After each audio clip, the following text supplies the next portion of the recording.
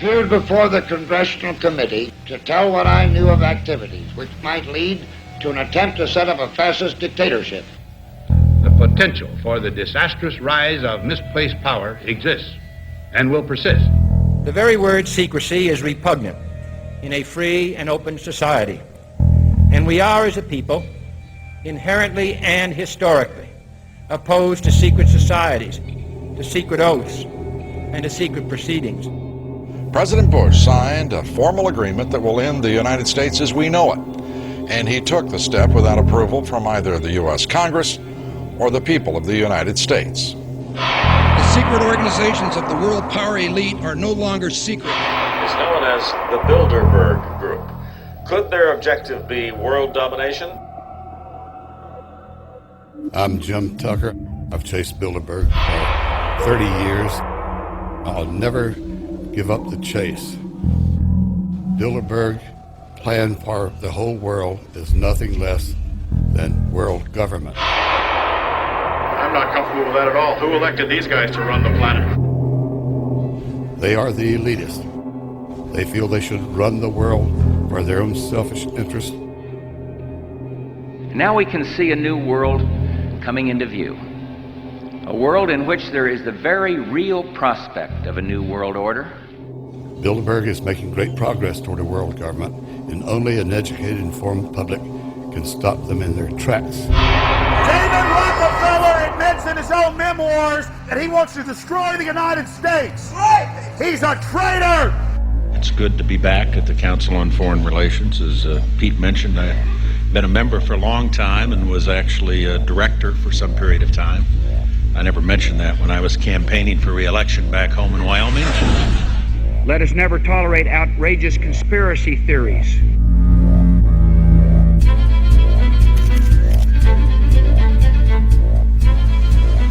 I need you to move off the property, please. Some shots were fired.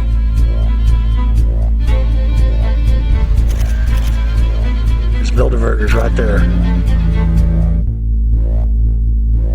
The Trans-Texas Corridor is a vital part because we stop here in Texas. We stop the new world order right here in Texas. This thing started here. And to save this country, we kill this damn thing here.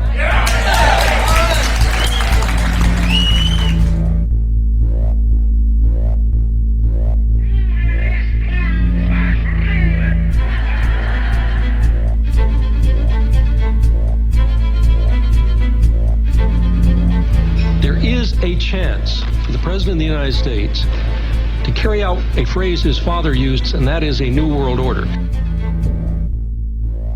Your new world order will fall. Humanity will defeat you. The answer to 1984 is 1776.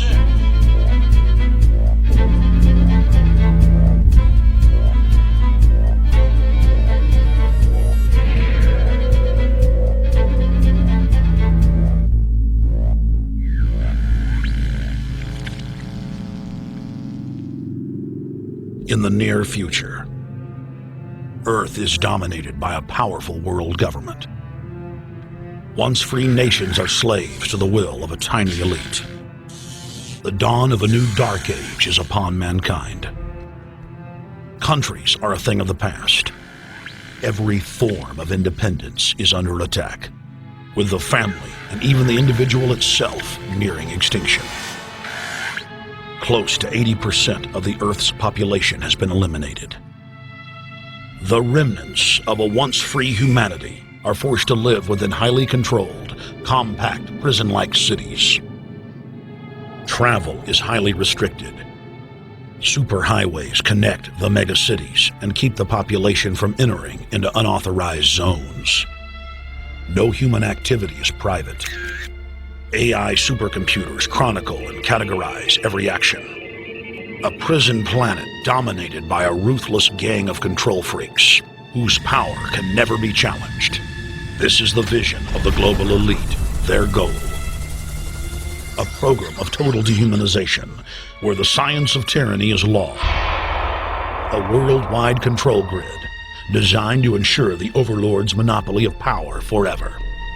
Our species will be condemned to this nightmare future unless the masses are awakened to the New World Order master plan and mobilized to defeat it. Erected by a secretive group, the Georgia Guidestones are a testament to the elite's plan for a world religion, global laws, with a global court and army to enforce it. And set in stone, it is written that the population never rise above 500 million.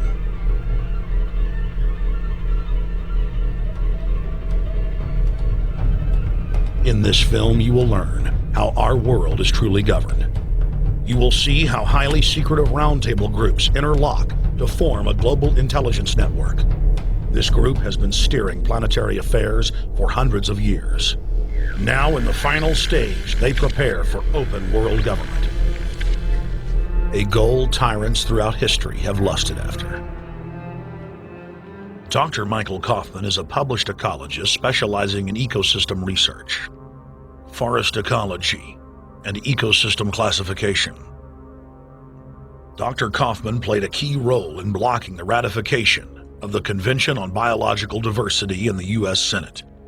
The concept of a new world order has been around for centuries. It's been receiving tremendous play over the last half of the 20th century.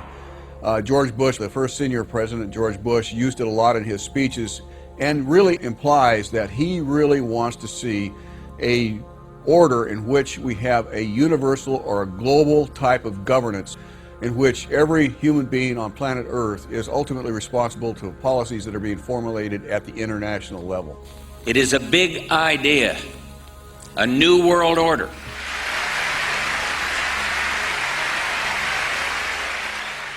President Bush said that the New World Order was in tune, and that's what they were working for. The UN is part of that government. They're working right now very significantly for a North American Union. That's why there's a lot of people in Washington that don't care too much about our borders. They have a philosophic belief that national sovereignty is not important. It's also the reason I have made very strong suggestion that we need not be in the United Nations for our national security. It's really always the same. You go back throughout all of history, the Roman Empire, the Soviet Union, Hitler during the Nazism was always saying that it's going to create the utopia for the average person, when in fact, history always shows that it does exactly the opposite. Conquest and empire is as old as civilization. Babylon, Egypt, and Greece. They all built empires in an attempt to rule the world. The Roman system at its peak dominated the known world. Complex governmental systems were developed to control diverse populations. During the period between the 15th and 19th century, new empires emerged and again waged war for supremacy. The nobility, as well as the thriving merchant class, were financed by a handful of private banks. Many of the great money houses would hedge their bets and finance both sides of a war. Sophisticated intelligence-gathering networks gave the financiers a clear edge over the governments they were slowly gaining control of. On the 18th of June, 1815, agents of the British arm of the Rothschild family looked on as Emperor Napoleon Bonaparte fought desperately to save his army from the jaws of a British-Prussian pincer attack.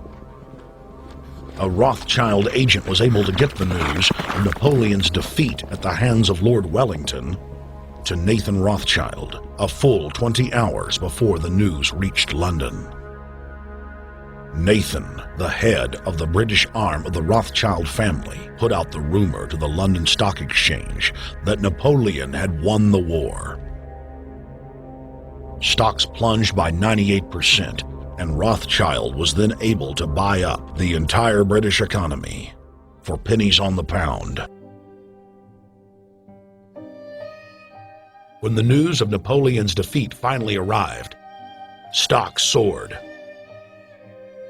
Britain was now the undisputed ruler of Europe, and Rothschild ruled England. The already dominant British Empire grew even more aggressive. Her troops and bureaucracy spread across the globe. the sun never set on Britannia's holdings. The banking cartel funded, in fact, since about 1800, they have funded both sides of almost every war. And of course, they're getting the interest off of the loans that they've given the various governments and the wars that they have actually helped stimulate and create. By 1900, Germany was a rising force and a leader of the Industrial Revolution. World War I, for instance, there was absolutely no reason to have World War I, except that it was an ideal opportunity for the banking cartel to make a pile of money by funding both sides of that particular war. On June 28, 1914, the heir to the Austrian-Hungarian throne, Archduke Franz Ferdinand, was assassinated while traveling in a motorcade.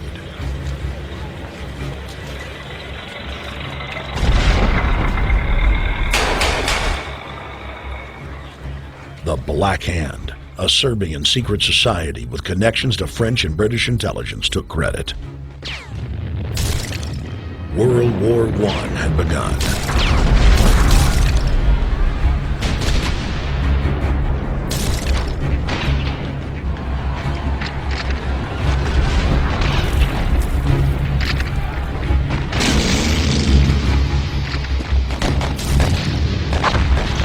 Armaments companies financed by Rothschild-controlled banks in Germany, France, England, and Austria bankrolled all the factions.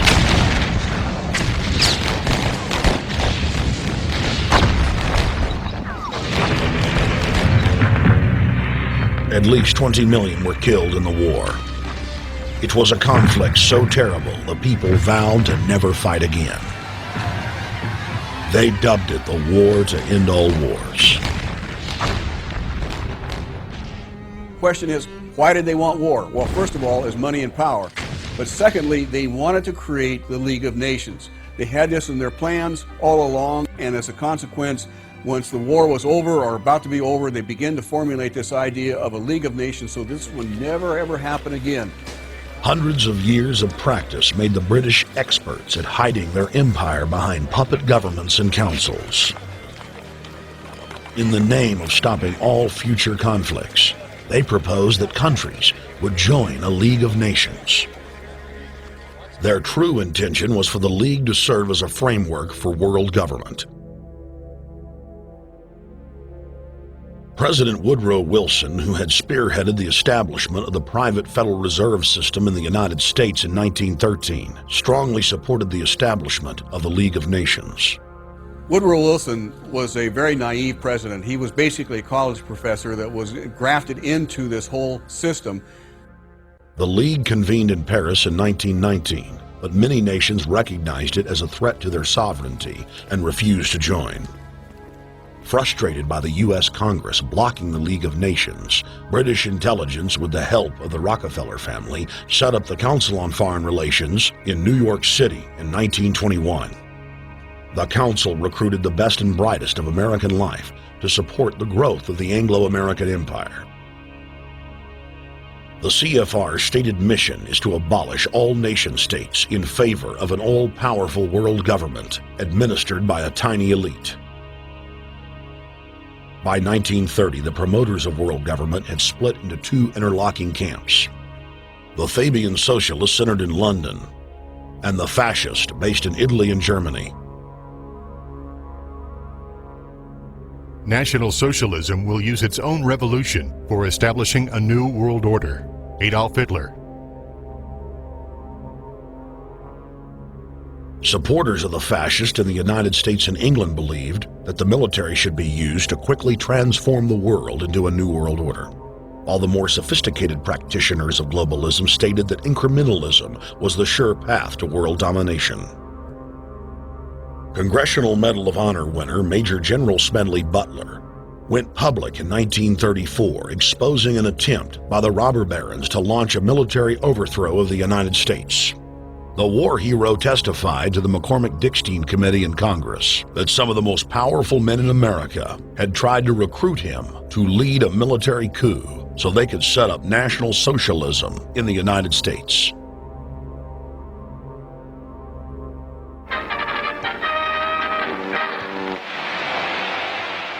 I appeared before the Congressional Committee the highest representation of the American people under subpoena to tell what I knew of activities which I believe might lead to an attempt to set up a fascist dictatorship. I was supposed to lead an organization of 500,000 men, which would be able to take over the functions of government. The fascist had also made deep inroads in England. Edward VIII, King of England, was forced to abdicate the throne because of his public support for Hitler. Was es sich dabei nicht nur das negative Problem der Bekämpfung dieser Lehre und ihrer Organisation handelt, sondern die Durchführung der positiven Aufgabe der Gewinnung des deutschen Arbeiters für den nationalen Staat.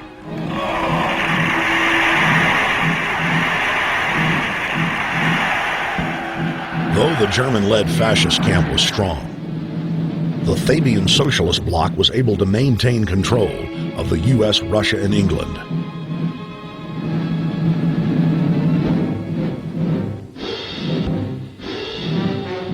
In the build-up to World War II, and during the conflict, the bankers again financed both sides, just as they had done with Napoleon.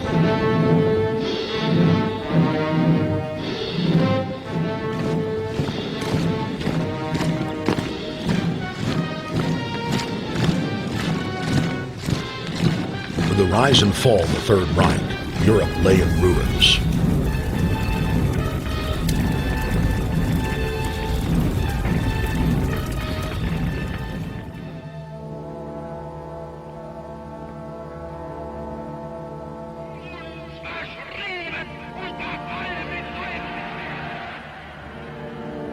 Once again, the elite claimed that only global governance could save humanity from certain destruction.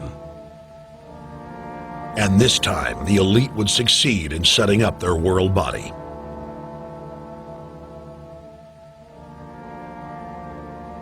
In April of 1945, at the Presidio Naval Base in San Francisco, the United Nations was founded by the victors of World War II.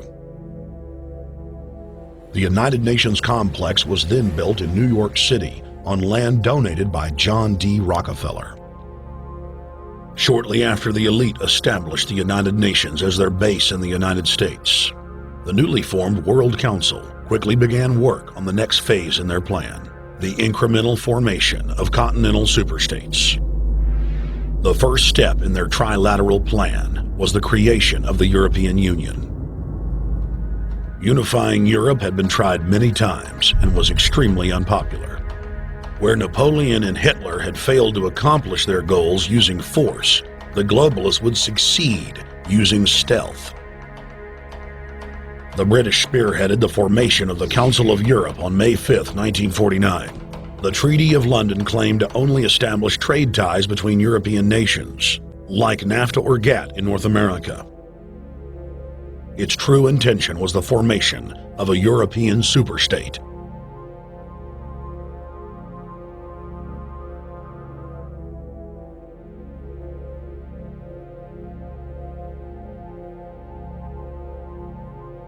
In 1954, the elite of the planet met in secret at the Bilderberg Hotel in Oosterbeek, Holland. The Bilderberg Group would later admit that their mission was the formation of the EU. Once the EU was established, under the guise of trade deals, a North American Union and Asian Union would be formed. The three interlocking superstates formed the core of the global government, while the United Nations would serve as a world regulatory and enforcement body over the Third World subregions. The Bilderberg Group consists of the heads of all of the managing roundtable groups that steer individual countries. Picture the elite power structure of the world as a giant pyramid, with only the elite of the elite at the tip top of the capstone. The group has been so secretive that until the mid-1980s, the controlled corporate media denied its existence. Into the late 1990s, coverage only consisted of rare one-line mentions.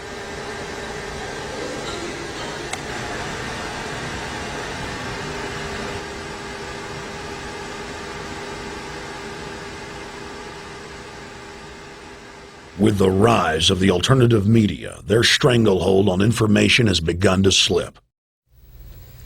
On the outskirts of the national capital today, black limousines with darkened windows converged on a hotel where private security guards imposed ironclad control. The limos carried royalty, political power brokers, and industrial titans to a secret meeting that will last all weekend. It's known as the Bilderberg Group. Could their objective be world domination?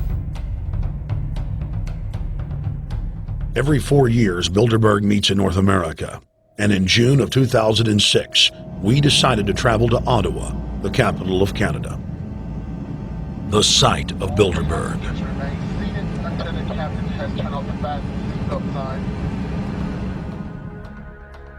In Bilderberg's long history, many reporters attempting to cover the group have been harassed, detained, and even jailed.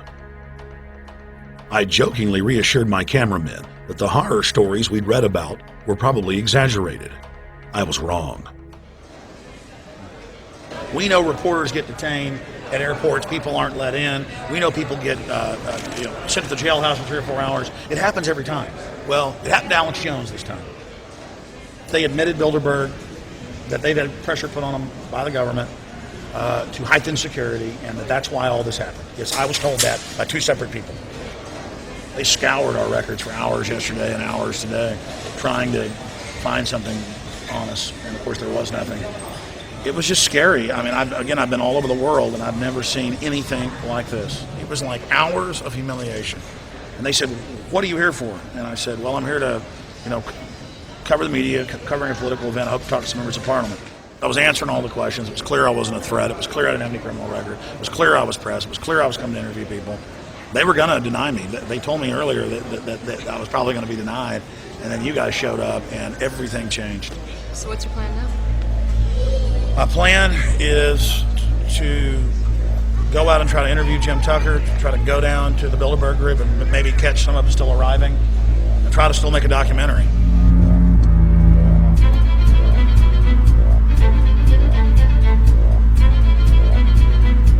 So instead of being here at 8 a.m.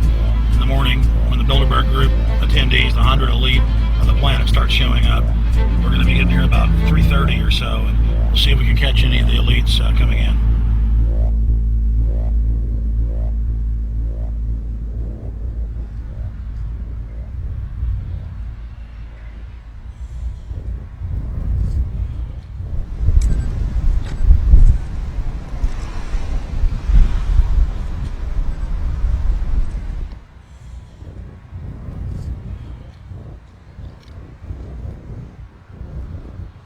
What do you think is on the agenda for this edition of the Bilderberg Society's annual meeting? They're debating the attack on Iran. They're talking about how to take out Hugo Chavez. They're talking about how to get their American Union in that destroys Canadian, U.S., and Mexican sovereignty.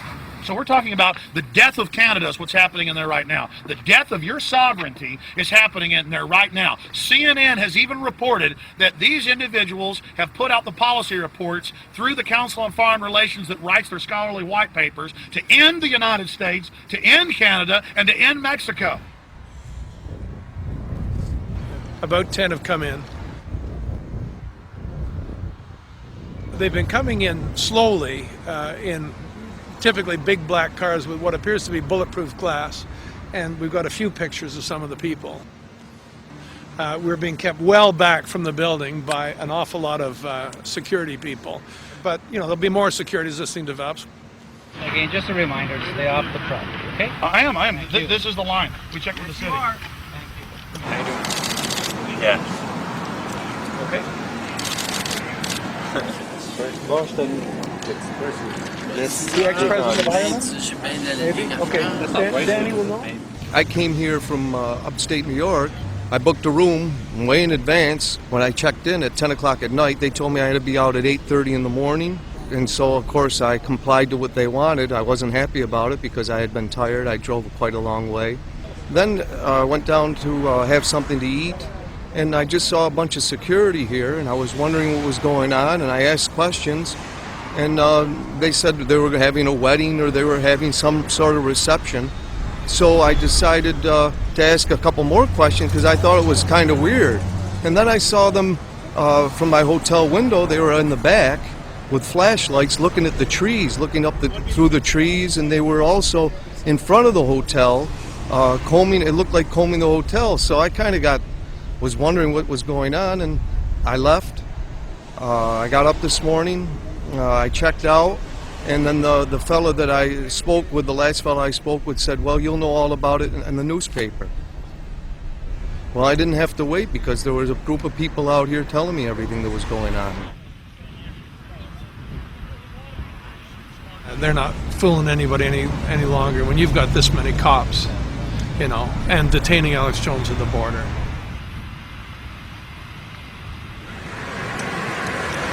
Get them on both sides. Yeah, you crook. Yeah, you're going to go to jail like Ken Lay. Oh, yeah, there's one right there. Hi. Hey, we're not your property. We're not your slaves. We're going to defeat the New World Order. The New World Order is going to be defeated. You realize that? I'm glad you do. Always does throughout history.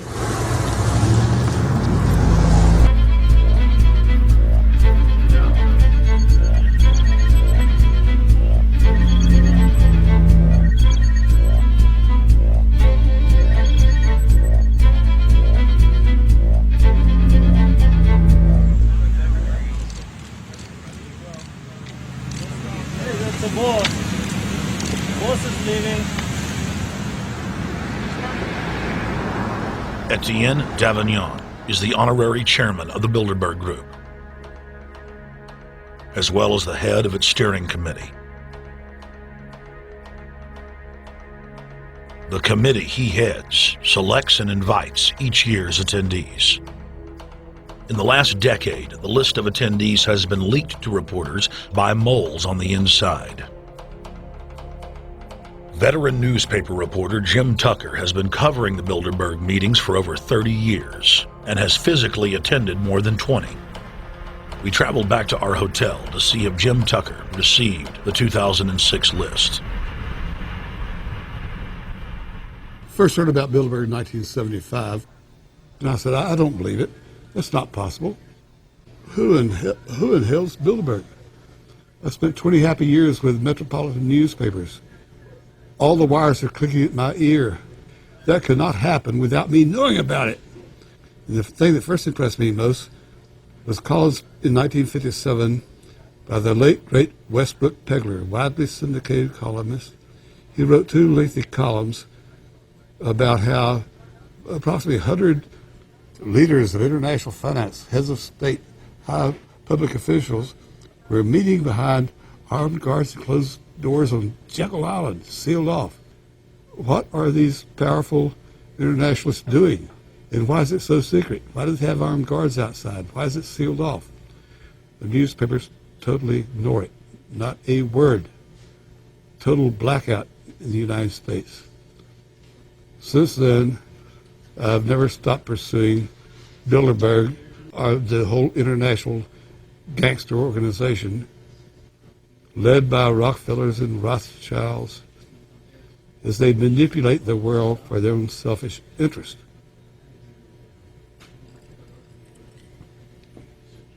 Jim, you've been waiting on the list. You normally get it on the first day. You haven't gotten it. We're told it might come in today. How important is that list? It's absolutely essential, although identifying people outside, as we always do, is important too, to find out who is not on their own list. In recent years, someone from Europe has sent a machine copy with a letterhead and so forth without identifying himself. So far, I haven't heard from him.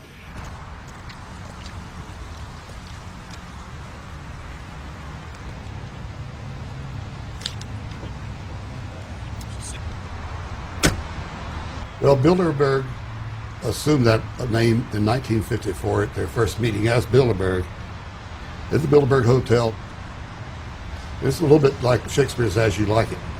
They say to Shakespeare, what do you want to call this book? And he says, As You Like It, meaning whatever you want to call it. And they thought it was dictation, so one of his plays is called As You Like It, and the title has nothing to do with the play. So that's how the Bilderberg came by their name. Now, they had been meeting for half a century. The moneyed class had been meeting But they decide they have to meet systematically every year, well planned in advance, in addition to maybe other smaller meetings throughout the year. Sure this is the right turn, Jim? No. Let's see if you can start.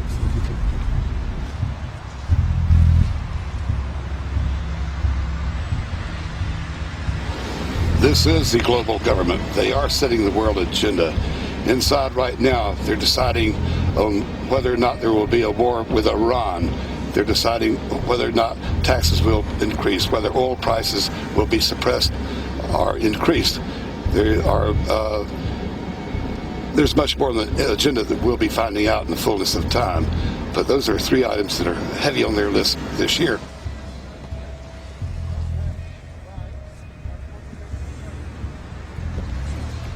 This is Jim Tucker, ladies and gentlemen.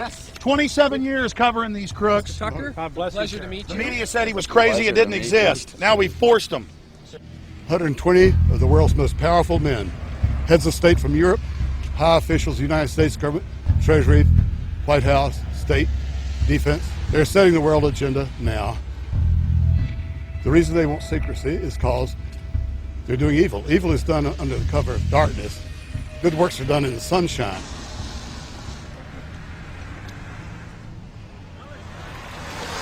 Hi, how you doing? Good. Get off the property, please.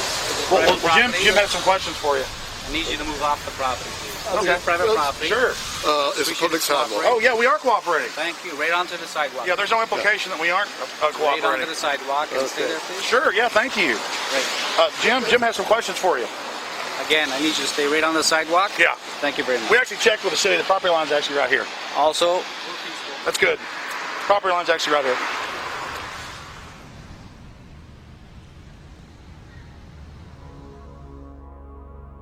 We are on the verge of a global transformation.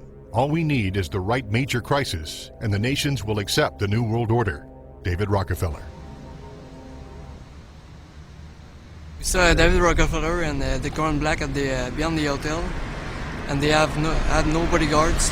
One of my friends shouted, "Hey, Rockefeller!" and he turned back and he was afraid. My name is Rene. I'm from Manitoba. Drove about 26 hours to get here, just to show that I'm against the Bilderbergers, just to fight for my freedoms, fight for my rights, make sure that my children can grow up in a free country. My name is Daniel Estrela, and I've been doing this for the last 15 years. I'm from Canada. I'm very proud of my country because, as you can see, there's a lot of people covering the Bilderberg conference. Last year, it took me 14 and a half hours to get to Munich. I was pulled off the plane in Milan. I was pulled off the plane in Munich. They interrogated me 4 hours in both places. I was able to call a friend, a journalist in Rome, as a result of his presence and others. Calling the Foreign Ministry Department in Italy, they backed off and they let me go. They basically told me that they'll keeping an eye on me 24 hours of the day. The little hotel where we were staying at, Jim and I, out of the 20 rooms, 6 were occupied, 3 by the CIA and 3 by the German Secret Service. That's how serious these people are, and that's how afraid they are of actually what we may be able to reveal and what we actually do reveal publicly about the Bilderberger intents. Daniel Estrela has covered the Bilderberg meetings in Europe and North America for more than 15 years. His book, Club Bilderberg, has been translated into more than 20 languages and is a global bestseller. Estrela has photographed many past Bilderberg meetings. Rockefeller frontman Henry Kissinger is always a key participant. Here you see the president of the CFR, Richard N. Haas, followed by Vice Chairman of Rothschild Europe, Franco Barnaby, who is speaking with Henry Kravitz.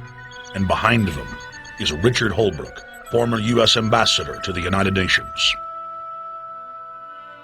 The head of Daimler Chrysler, Jürgen Erich Schrimp, arrives by helicopter. Here, the owner of the Washington Post, Donald Graham, escorts Indra Nooyi, the head of PepsiCo. Queen Beatrix of the Netherlands, whose father, Prince Bernhard, founded Bilderberg, is a leading figure in the group.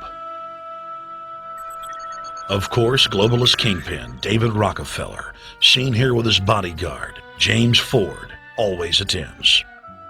The then newly appointed World Bank chief Paul Wolfowitz is photographed at Bilderberg 2005. It has been reported that Wolfowitz had attended previous meetings while still the Deputy Secretary of Defense, a violation of the Logan Act. Under the Logan Act, it is a felony offense for any member of the federal or state government to meet with members of a foreign government without the express authority and authorization of the President or Congress. Put simply, it is illegal for members of the government to meet secretly behind closed doors with foreign power brokers due to the problems of corruption and espionage that it breeds. For this reason, many prominent politicians attend, but their names do not appear on the official list. Despite the Logan Act, the governor of New York's name, George Pataki, does appear on the list, and we were able to catch the governor on tape walking with David Rockefeller at Brook Street. Multiple staff members inside Brook Street reported to us that Hillary Clinton attended for half a day. Several armored limos with diplomatic plates did arrive with police escorts and offloaded their passengers in the underground parking garage out of the sight of the press. Former World Bank President James Wolfensohn sardonically stared at our cameras. They're upset about the fact that they're being exposed. Well, I'm sure they are. I mean, look at the tinted windows. They don't want to be seen. They don't want even anybody to know they're here. So I'm sure they're ticked, and that's why we're here to try to expose them. Do you think that they were angry that they were on the front page of the local paper today? You think they're in there reading it right now, Jim? Yes, I don't think they're happy about it. They prefer nothing at all, no publicity. They prefer absolute secrecy. Yeah, you better look away. We're not your slaves. You don't own me.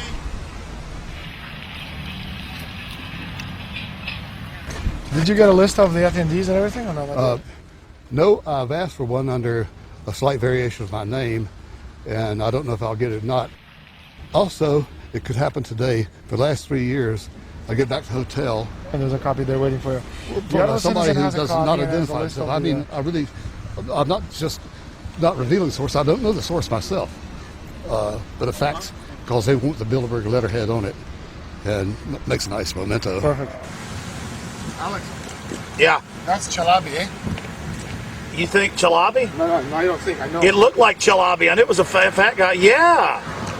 That was Ahmed Chalabi? Yeah. Oh my God, then they're really going to attack Iran.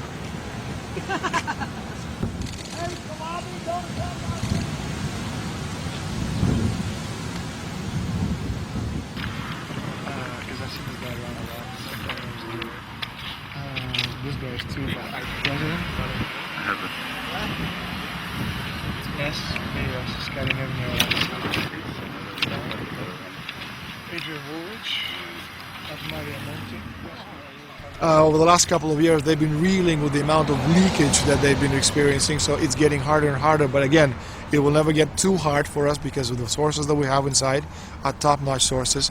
People who are actually working for them, the Secret Service, the second layer, people in the Bilderbergers, the clerks, the administrative office, they are there. They are our eyes and ears, and every time there's something out, we always get the information. That's Francisco Pinto Balsamao. I think that's the Queen. It's the Queen. Oh my God, yes, her. You see her? Yes. Oh my God. We are Holland. What usually happens, the Secret Service guys who are protecting the Bilderberg delegates, the staff, the cooks, the chefs, when they actually get to see and to hear what some of these nasty people are talking about, they're the first ones to look for us and the first ones to make sure that we get the information from the meeting. We're very rigorous with information that does come out. We double, triple, and quadruple confirm the sources, make sure that all the information checks out. A lot of the stuff, the Bilderbergers have planted information, make sure that this disinformation nullifies the accuracy of the reporting, which is why we never publish the first thing we hear.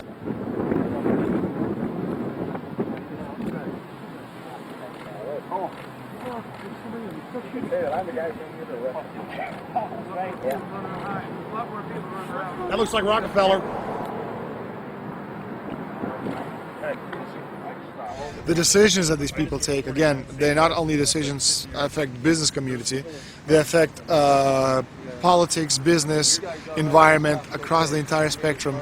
And these decisions are made and taken by a very elite group of people behind closed doors this year at the Brook Street Hotel. We are not privy to these decisions. We're not allowed to know what they're talking about, but we'll definitely feel the consequences of these decisions over the next 12 months when events which apparently by accident seem to happen, in fact, have been planned right here this year at Brook Street Hotel between 8th and 11th of June. What does it do when you get 120 of the most powerful people in the world getting together to have meetings with government officials? I mean, that's amazing. Well, it is what I mean is that they're planning the corporate agenda. They're not planning the democratic human journey agenda, in my opinion. Mussolini had a definition, is when the interests of the corporation take completely over from all other interests, and that's fascism. He said it should probably be called corporatism. Well, call it corporatism, call it fascism, call it neo-lib, neo-con. There's a whole variety of political words, depending on which side of the stripe you come from, to start with, which describes the thing. But what they are describing is the complete end of democracy, the end of what matters to people, the end of what happens to the human journey. And for that reason, I think this is revolting. Ladies and gentlemen, we're here in Canada today to stand up against the Bilderberg Group that is attempting to get rid of the sovereignty of the United States. The truth of your world government has now been exposed. We know you are ruthless. We know you are evil. To David Rockefeller, to the Rothschild representatives here, to the Queen of the Netherlands, to all of you, we tell you, you are not our queens. You are not our kings. You are not our gods. We do not belong to you. We are not your slaves. We stand as free humans that stood since the beginning of time against the strong men, against the thugs, against the bullies. We will defeat your world government.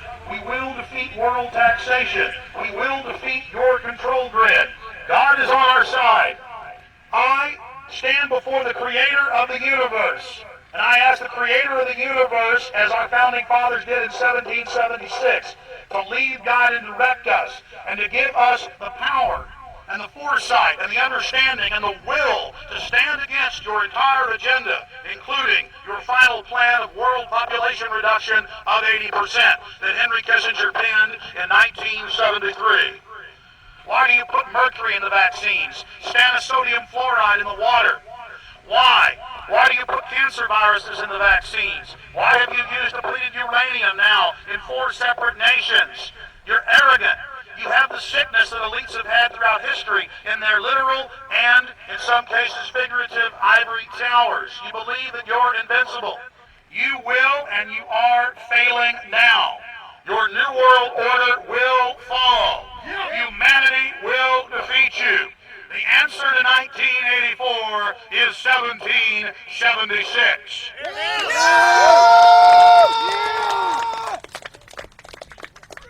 Bilderberg is an elite organization, and the way it works, the protocol of the meetings is the staff, after they're vetted out, they're told exactly how they're supposed to behave themselves, meaning that they can never address the attendees, they can never speak to them unless they're spoken to first, they can never look them in the eye.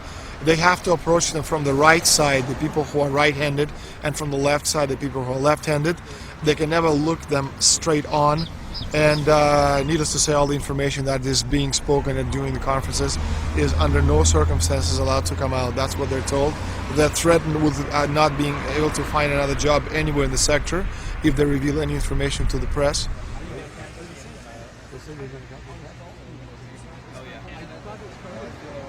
Richard Holbrooke? Ambassador Richard Holbrooke thought the peasantry wouldn't recognize him if he took a stroll off the grounds of Brook Street.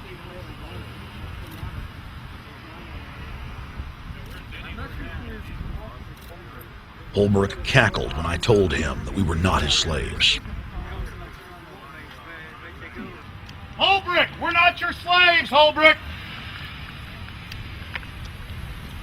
We're not your slaves.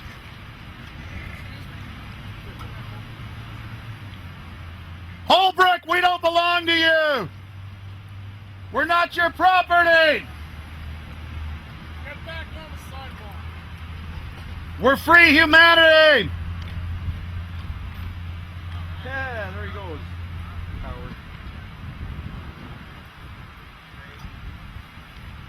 Okay,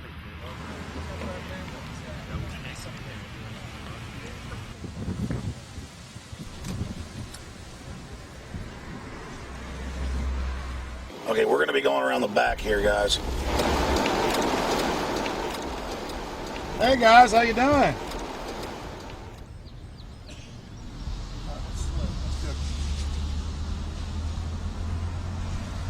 There are several rings of security service. The American delegation at every Bilderberg meeting is usually protected by the CIA and a special division of the US Army. The British delegation is protected by the MI6. Israelis usually are protected by the Mossad. The Ottawa police, in this case, working for the security, they have very little, actually they don't have any information at all on what the meeting is about. They don't even know who the Bilderbergs are.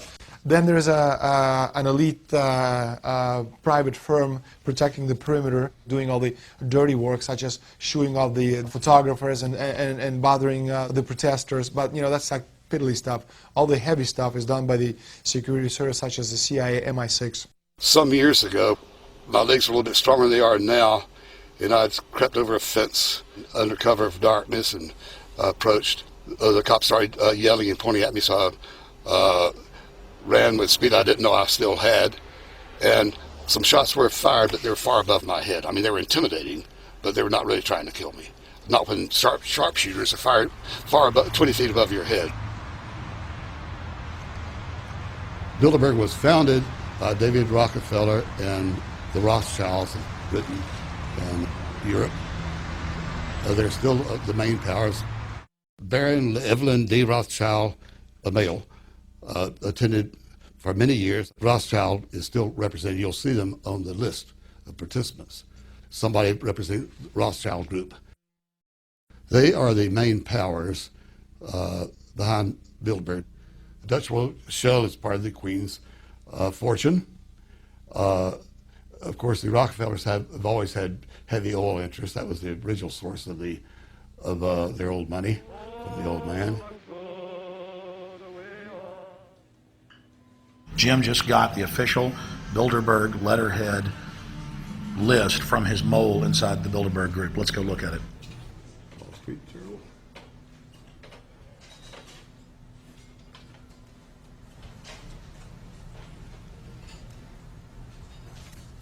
So, Jim, you got the list. Yeah.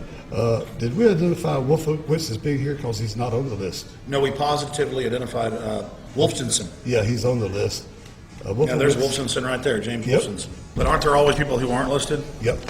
Over the years, we've identified like sometimes one, sometimes three people who are not on their own list who have attended. Now, I think what is very difficult for most people to understand is how such a small group of 125 men and a few women control a population base of 6 billion people. Actually, it's much easier than you think. These people work on what I call systemic methodology, meaning that you take a pie, just imagine you take an apple pie and you slice this apple pie into lots of very small pieces, and you put in front of each one of these pieces your men or women of trust. And by controlling this individual, you control an entire organization. For example, if you take Paul Wolfowitz, who runs the World Bank, through him you can control the entire organization. You don't need to control what the dishwasher or the toilet cleaner thinks or does or believes in. You just need to control what he does and what he believes in, and what he does will permeate the entire organization. And that's how you control, with very, very small power base, an entire global population of 6 billion people. Bilderberg is making great progress toward a world government. They have created a superstate in Europe called the European Union. They're intent on creating a Western Hemisphere Union called the American Union. NAFTA is to be expanded into every country in this hemisphere. As NAFTA expands, it will take on the role of the American Union. And only an educated, informed public can stop them in their tracks. We went into downtown Ottawa and talked to locals to learn if they were aware of the elite meeting in their city.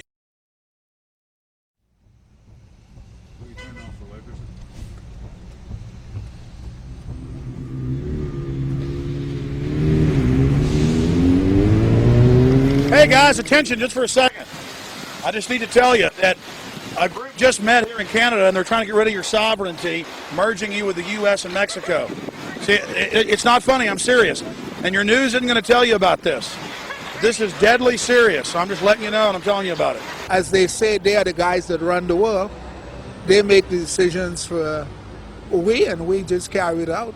Sir, did you hear about the Bilderberg Group meeting here in town, the 120 most elite people in the world? No. Hey, did you know that the elite's meeting here in town right now? Have you heard about it? 120 crime bosses? None of you heard of it? None of you guys have heard of the Bilderberg Group? They're meeting right now.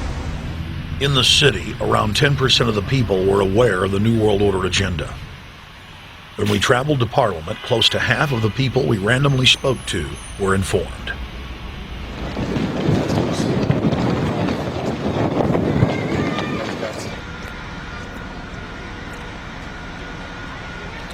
Ma'am, what did you say about the American Union? It's going to end up happening. We don't want it, but it's going to happen. Why do you think? Because the Bilderberg Group runs the world. You have the Trilateral Commission that's also part of the Bilderberg, which is the United States, Europe, and Asia. But most of this is public knowledge. Nobody wants to believe that there are conspiracies, that world leaders are already elected before they're voted on. So here we know that Bernard Lord is part of the outer circle. I was surprised to read that Harper addressed the group in 2003 because my understanding was nobody gets into politics without becoming part of the Bilderberg Group. And then you find out afterwards that that is the case, that they have... Well, Bill Clinton went there in 91, George Bush Sr. back in like 85.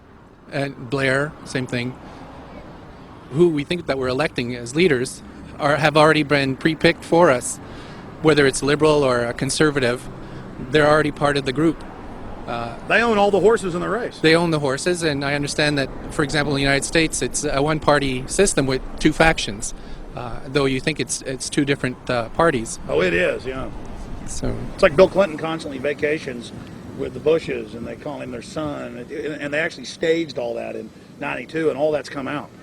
It's just all staged. They're not going to let trillions of dollars slip through their hands. The good news is people are waking up, though. When you read human history, when you study it, all you see is elites trying to dominate, subterfuge, Machiavellian backstabbing, and somehow in the last 50 years they convinced Westerners that the government's fine, can do no wrong, trust them. How did this happen? It's easy to lead sheep. I mean, people just follow. They don't want to believe these things will happen. No way, we'll just follow along with the norm. That's all. It's just makes it easier for everyone. What's your view on losing Canada's sovereignty? I like this country to stay as it is, and I love the United States to be there. Back in Austin, the capital of Texas, the public was frighteningly unaware of the nation's peril.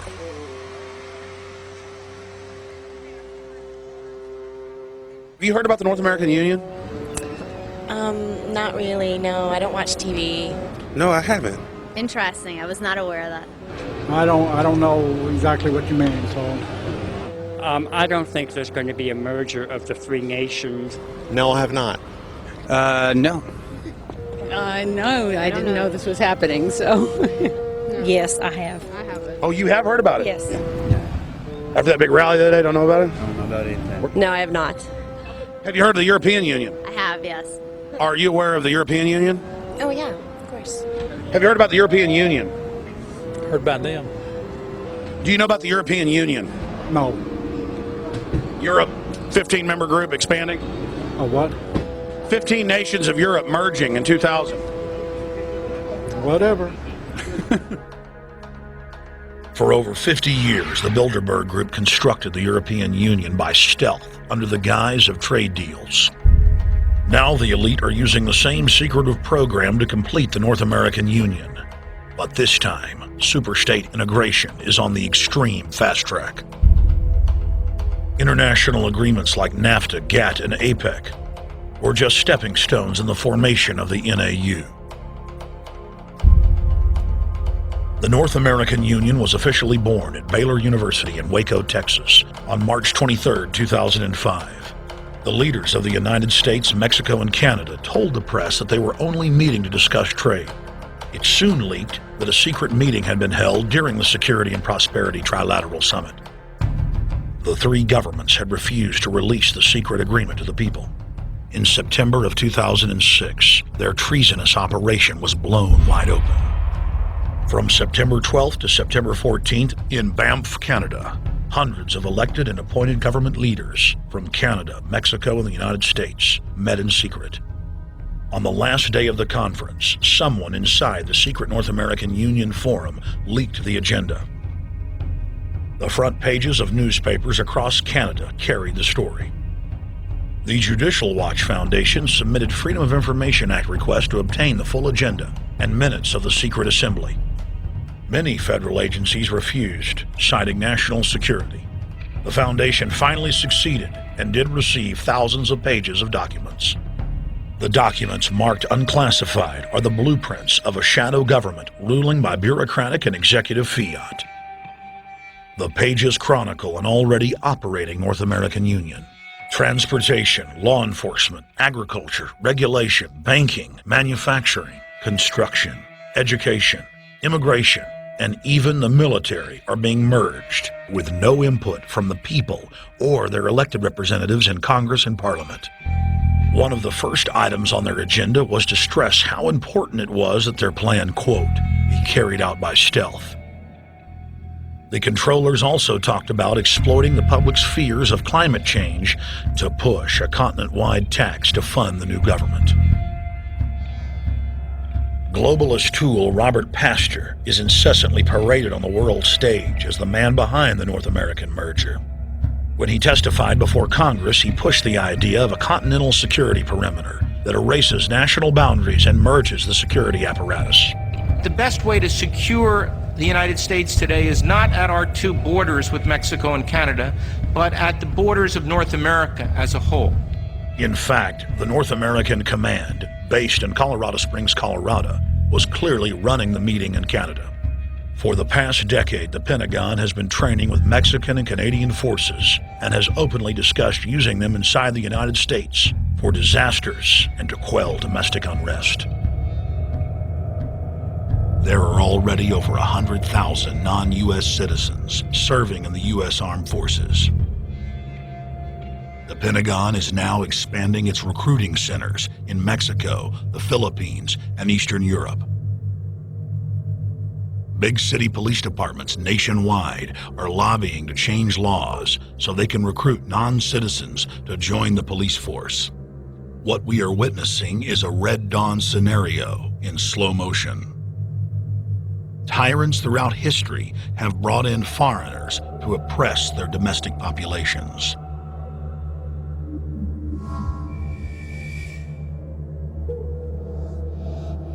When their coup by stealth was exposed, the three governments went into damage control mode. The Security and Prosperity Partnership quickly staged a show summit that was held in Ottawa, Canada in February of 2007. It is the only way that we can achieve security and prosperity for our people is through this cooperation. We actually occupy one physical space, the North America. We've also had a chance as foreign ministers to talk about how we cooperate in the region and indeed in the world. Protesters who were upset about losing their countries and freedoms were not tolerated. A couple of weeks ago, an Al-Qaeda supposed whatsoever. The Security and Prosperity Partnership has been signed without any sort of parliamentary debate. Globalist publications have been open with their frustration that the population has not bought their latest PR stunt. As integration inside the European and American unions accelerates, the superstates themselves are being merged. On April 30th, 2007, a summit was held at the White House. The Security and Prosperity Partnership's secretive approach had alarmed the public. So this time, President Bush, German Chancellor Merkel, and EU Commission President Barroso hid their treachery in plain sight. I thank the Chancellor and Josie very much for the transatlantic economic integration plan. And for that too, we need to develop a common market, common standards. So this is indeed a very important agreement, and an agreement that also brings with it a Transatlantic Economic Council to be a permanent body with senior people on both sides of the Atlantic that will look at all those issues in a concrete manner, in which way we can make it move forward. The BBC reported that the US and EU had agreed on a single market. By announcing a new economic community integration, they were simply repeating what had been done in America and the EU on a larger scale. The accord states that the two blocs will aggressively push regulatory convergence in more than 35 areas, from financial services, intellectual property, military, education, mergers and acquisitions. They also agreed to jointly push a global carbon tax. We recognize that we have a problem with greenhouse gases. We agree there is a global threat, it's a serious threat. We agree there is the need to establish a limit to greenhouse gases. We need to discuss the possible pricing of CO2. How can we translate this into a market economic compatible scheme? We have agreed to establish a high-level group, a forum. This EU-US result is translated into the G8, debated together with the outreach countries, China, South Africa, Brazil, among others, and India. A global solution to a global problem. If Bilderberg succeeds, America falls. All the victimized countries lose their sovereignty. Bilderberg is not a person, it's not an idea, it's an ideal, a very powerful group of people working together and for the positions of ultimate and absolute power, destroying every constitution on earth, no matter how powerful the constitution of the nation is. That's what these people do. The African Union arose out of the African Economic Community, set up in the early 1980s. The African Union is financed by a consortium of international bodies, governments, and corporations. The African Union Army serves as an enforcement arm for the New World Order's exploitation of Africa. In Asia, APEC and ASEAN have announced plans to form the Asian Union, consisting of Asian and Pacific nations, having more than 3 billion people within its borders. APEC will become the Asian Pacific Union, and the world is to be divided into 3 great regions for the administrative convenience of the world government in which the UN is to evolve. As the unions form individually, they are simultaneously merged to form the first planetary government. They're trying to destroy every nation on earth which is trying to promote progress, because these people basically they are landowners. They don't need progress because they control the land. If you take the most powerful man in London, the people who belong to the Council and the Committee of 300, who belong to the Bilderbergers, the British royalty, the Guelphs, the black nobility of Venice and Genoa, these people, they're landowners. The New World Order is the Old World Order. I mean, it's just the names have changed, the appearances have changed, but the concept hasn't changed. The idea is still to bring the men back, kicking and screaming back to the Middle Ages, post-industrial age world order.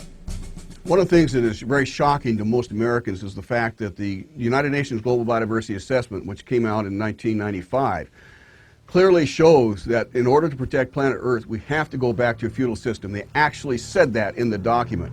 To craft a modern feudal society, the globalists are implementing a standardized North American Union ID card to track, trace, and control their serfs as they travel throughout the 3 regions of the NAU. Building on the massive displacement of humanity caused by globalization, the New World Order is rapidly constructing the physical infrastructure of the North American Union, the NAFTA Superhighway Control Grid. I'm Arthur Peterson, Colonel retired in the Army. I see things today that are happening that would make my friend who died in World War II turn over in their grave. To think that people would even consider confiscating land of farmers and ranchers and taking their homes away from them, to turn it over to a foreign company in Spain, which was controlled by Don Carlos, I understand, a notorious socialist, and they get the tolls on Texas land for 50 years.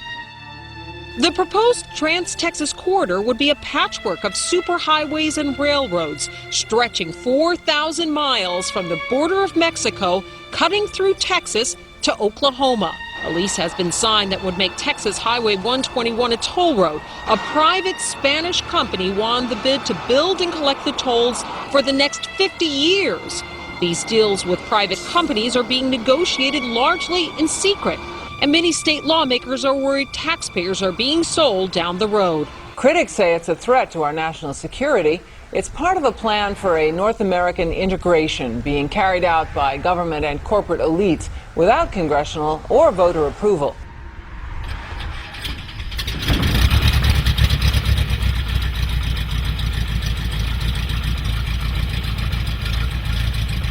We took to the air over central Texas to get a bird's eye view of the Trans-Texas Corridor, which is under construction and will form the heart of the Trans-NAFTA superhighway system.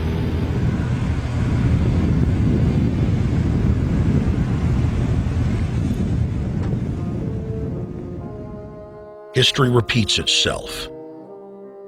2,000 years ago, all roads led to Rome. Rome constructed and maintained more than 10,000 miles of roads throughout its empire. The roads were used to project Roman military power, to control commerce, and to bind the nations and peoples they ruled. Rome also demanded tribute. Roman subjects from Albion to Judea were forced to pay a tax to use the roads. The Romans would then use the tax to dominate their subjects. Today's superhighways are a powerful tool in the globalist arsenal. They are instrumental in tearing down national borders and merging nation-states into larger confederations. Foreign governments and corporations are predatorily seizing infrastructure across North America, but nowhere has their attack been greater than in Texas. Texas is the front line. Over 8,000 miles of existing roads and land are being handed over to government-backed foreign companies. Foreign companies buy the legislators, who then turn over complete control to the same foreigners who finance their campaigns. Government power is then illegally transferred to unelected quasi-governmental regional boards that circumvent local governments and the will of the people. The next stage of this world government plan is to have a transportation control, and that is called the NAFTA superhighway, or in Texas called the Trans-Texas Corridor. It confiscates 584,000 acres of land to be transferred into control of a Spanish company which will collect tolls in Texas for the next 50 years, and there's no limit in the amount of tolls that can be collected. More than 80 federal and state highways have been designated as international arteries.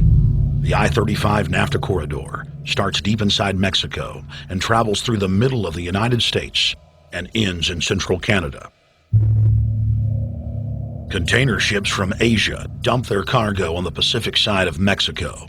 It then travels duty-free by rail to the new Kansas City inland port, now considered sovereign soil of Mexico, in the heart of the United States.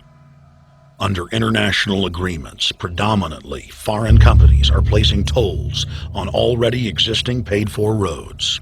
Federal, state, and corporate documents show that they will then use the revenue raised to build up the transportation infrastructure of Mexico, not the United States or Canada, so foreign-made products can pour in even faster from Mexico. Revenues raised will also be used to fund the fledgling North American Union and its growing bureaucracy. Bottom line, they're using our own money to enslave us. First of all, they're proposing a North American tribunal, which would be similar to what we have in Chapter 11 of the NAFTA agreement, which is trumped by international law. The U.S. Supreme Court and our Constitution could potentially be rendered invalid, and what we would have is new North American business law that would trump what we have here in the United States. What is also interesting to note that the NAFTA headquarters is in Mexico and controls the United States trade and rules against the United States Congress, and no one seems to challenge it. it's very probable and probably inevitable that our right to bear arms would be challenged in a North American court. So this is just an example of what's happening and what's being proposed. We want to keep our trial by jury system. We want to keep our right to keep and bear arms. We want a system where we have a Supreme Court and not have a tribunal that will be superior to the Supreme Court. In 2005, Cintra, a Spanish-owned company, signed a secret agreement with the Texas Department of Transportation to erect toll roads on existing roads and to toll new roads that were completely paid for by tax dollars. There are people, believe it or not, in Texas who don't know what the Trans-Texas Corridor is. Right. TTC 69, which they'll have the environmental hearing starting this spring on, runs through my part of the state. And there are people over there who have no idea what's fixing to come in their backyard. TxDOT, an unelected state agency, claimed that the agreement with the foreign company was even secret from the Texas legislature. When the truth came out, newspapers across the state called for heads to roll politically. Cintra's response was to have its Australian subsidiary make its first U.S. newspaper buy. Every newspaper they bought was along branches of the Trans-Texas Corridor and had been critical of the toll road plan. The cost of 40 or 50 newspapers is nothing compared to the profits that'll be made. Just Phase 1 alone of the state toll road plan is estimated to raise more than $200 billion in just the first 15 years. And Texas is only a small part of the global panorama. A combine of transnational companies is aggressively consolidating public finance infrastructure worldwide. And the same interests are erecting a world government according to their rules. A literal wonderland of corporate corruption, where governments simply act as vacuum cleaners, sucking up the wealth and resources of the middle class and transferring it to offshore bank accounts, leaving behind a cultural and economic wasteland of easily managed slaves. The whole purpose about the North American Free Trade Agreement is not about trade, it's about control. Control of people. CAFTA is even worse. Control of people. It's not about trade, it's subsidized trade with taxpayers' funds. This thing started here. And to save this country, we kill this damn thing here. To stop it here in Texas, we stop the New World Order right here in Texas. Polls consistently show that over 90% of the people are against the NAFTA highway systems and its toll roads. As the people learned of the threat, they got angry and took action.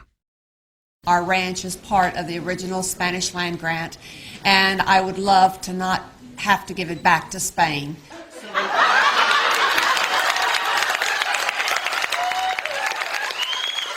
Opponents of a proposed superhighway today held a major protest.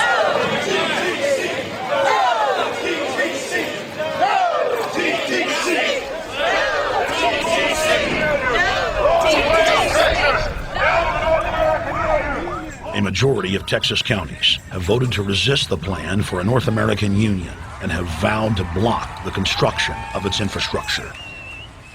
Heck, we already know in a law that was passed by a subservient United States Congress, where practically nobody in the entire Congress stood up and said no, they've already passed a law saying all their driver's licenses are going to be chipped. Well, I'm telling you right now, I'm not going to carry in a driver's license that's got a chip in it, so Big Brother can watch everywhere I go and see everything I do. No, no, hell no.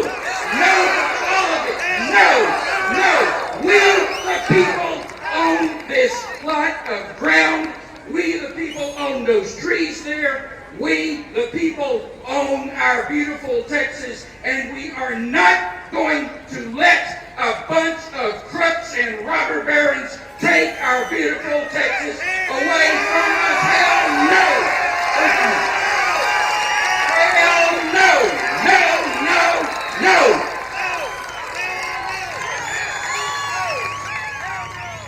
RFID tracker chips embedded in state inspection stickers and toll tags are already being used to track the population.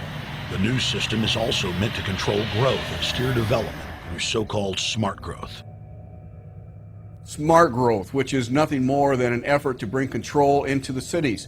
You have the rewilding of America and the Wildlands Project, the Convention on Biological Diversity, which is to control our rural population. Toll roads on interstate highways nationwide are walling off exit ramps to small towns and rural communities, and are creating ghost towns by design. This trend is accelerating under the NAFTA highway system and is meant to rewild more than half the country. All of these things are designed to bring more and more control to bureaucracies rather than to the independent individual, the sovereign individual of this nation. What brought me into this whole discussion was the fact that while I was doing this multi-million-dollar research effort in the 1980s and early 1990s, I became aware of an agenda basically to lock up one half of the United States into wilderness corridors and reserves. What's called the Wildlands Project, but it was also a key cornerstone of the United Nations Convention on Biological Diversity. It was during that study in which I began to realize that this was not an effort to protect the environment, but an effort to control you and I. They were dividing the United States up into little compartments in which they would rip out roads, which they would rip out whole communities and put them back in the wilderness. The federal highway system was designed by Pentagon war planners in the 1950s to serve as a rapid deployment conduit to move ground forces for the defense of the United States during invasion. The unconstitutional Northern Command is now using the highway system as a force projection matrix to dominate populations across the United States. Through federally funded emergency command centers, county and city governments are being quietly federalized nationwide. Billions of dollars per city is being spent to install millions of surveillance cameras. Every town and hamlet, no matter how small or remote, is surveilled. License plate reading software tracks Americans' movements wherever they go. New systems are being deployed that scan your face, read your lips, and analyze your walk. Under the Treasonous Military Commissions Act, American citizens can be secretly arrested, stripped of citizenship, flown to offshore torture camps, and secretly executed. Under Section 802 of the Patriot Act, all misdemeanors are considered terrorism. Federal police squads, called Viper teams, randomly force Americans to line up and show their papers. From the sidewalks of Miami to the subways of New York to the streets of Houston, Texas, citizens are being searched by heavily armed gangs of paramilitary police.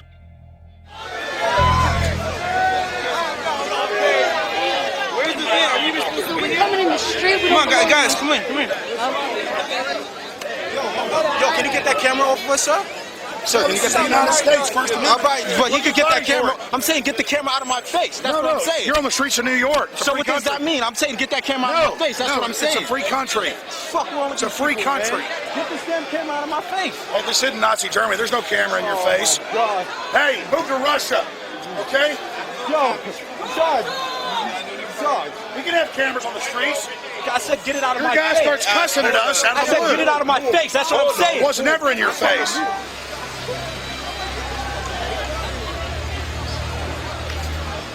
Yo. Long before 9/11, the Pentagon was aggressively violating the federal law that bars the military from policing the American people. Coast to coast, for more than 2 decades, teams of troops would just appear out of nowhere and randomly stop cars and search pedestrians. The acclamation accelerated with regular Army searching bags at the Super Bowl and the Kentucky Derby, as well as other high-profile events. Then President Bush signed a Defense Authorization Act, which radically increased the funding for the already bloated shadow government.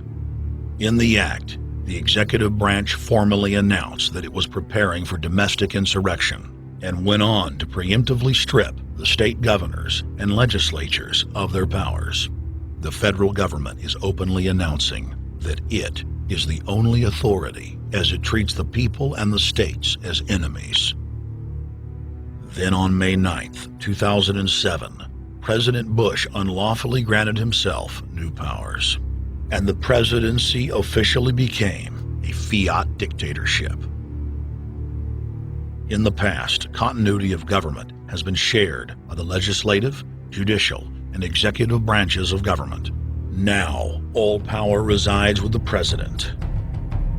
For the smallest of reasons, including, in the document's own text, any incident in the world, regardless of location, that affects population, infrastructure, environment, economy, or government functions can trigger, at the president's will, total martial law. It is important to add that the president is merely a puppet of the global crime syndicate and may not use the new powers, but simply pass them on for use by future puppet administrations.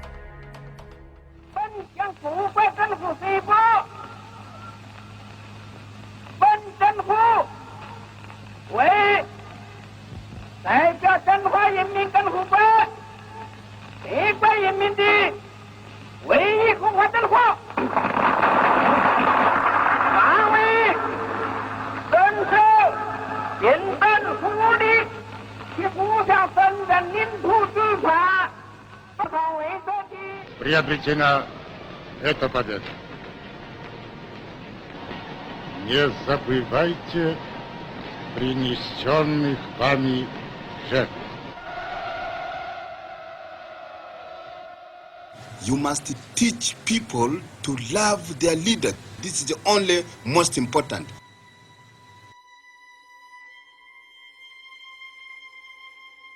Why don't we learn from the mistakes of our ancestors? Why does humankind find itself bound in a cycle of bloodshed and enslavement? Predatory elites have always rationalized their oppression by claiming that they are superior and have the divine right to rule, when all they really are is a gaggle of ruthless psychopaths, parasitically feeding on the host population until their cancerous movement causes the collapse of the host. There have been thousands of tyrannical governments in history, and less than 10 that can truly be called free. In the 20th century alone, over 150 million people were murdered at the hands of the state. In Russia, the Red Terror consumed the lives of more than 60 million men, women, and children. Hitler's war killed 22 million. During Mao Zedong's reign alone, more than 60 million peasant farmers were killed. And the list goes on. 300,000 innocent civilians killed in Guatemala. More than 2 million souls brutally murdered by the government of Cambodia. 1,500,000 killed in Turkey. 300,000 in Uganda. 800,000 plus hacked to death with machetes in Rwanda.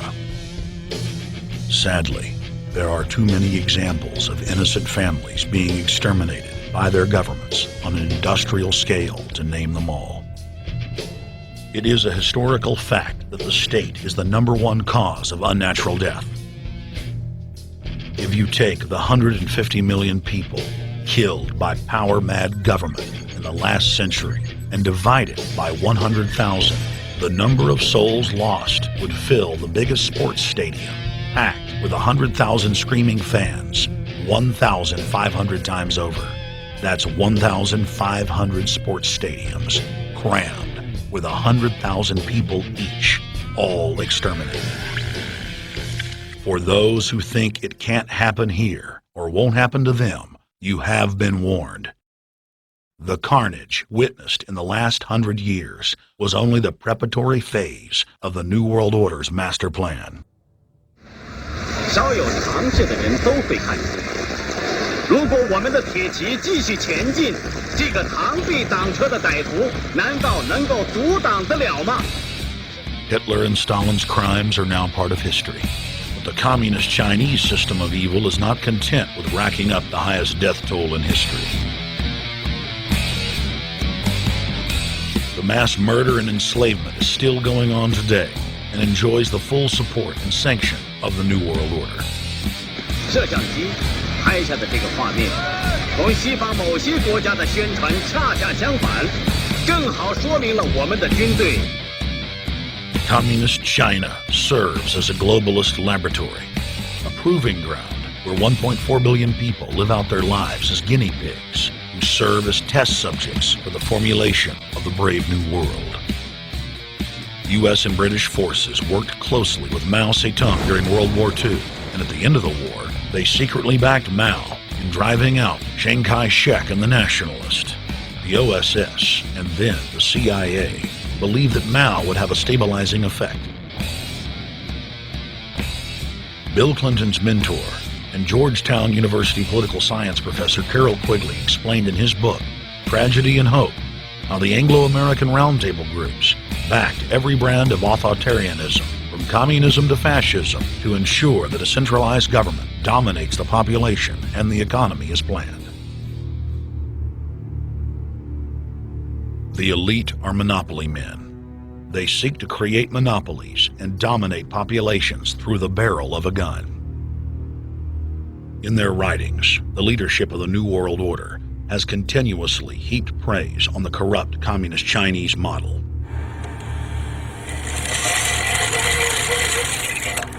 In August of 1973, in an article written by David Rockefeller for the New York Times, Rockefeller openly lauds and endorses Mao Zedong's actions, while celebrating their command and control system. Whatever the price of the Chinese Revolution, it has obviously succeeded not only in producing more efficient and dedicated administration, but also in fostering high morale and community of purpose. The social experiment in China under Chairman Mao's leadership is one of the most important and successful in history. David Rockefeller, New York Times, August 10, 1973. Communist China is the model planned society for the New World Order. China has received more United Nations awards for its policies and form of governance than any other nation. In the eyes of globalist planners, authoritarian China is the future.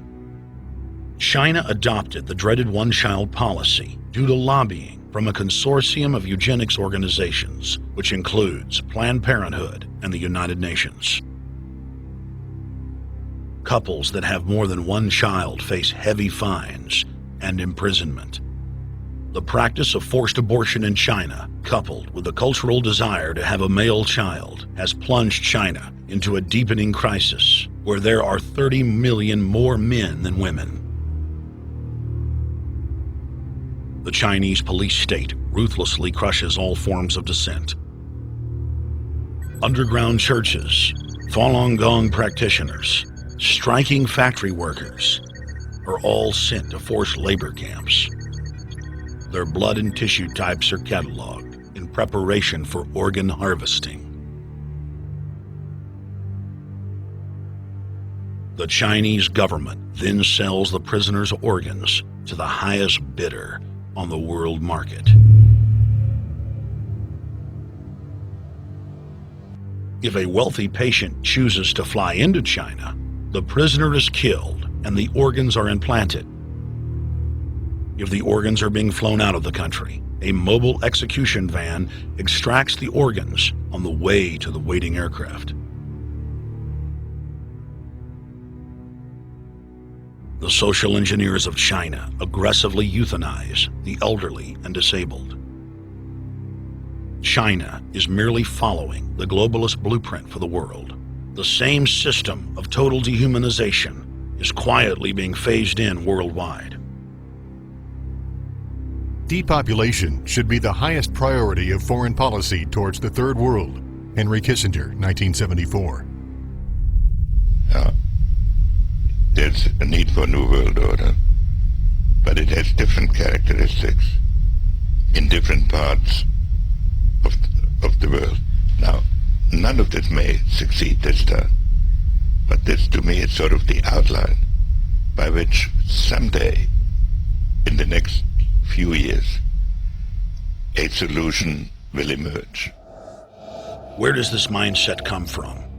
Why do the elites kill the largest masses of people when no one is resisting them, when they've already attained total control?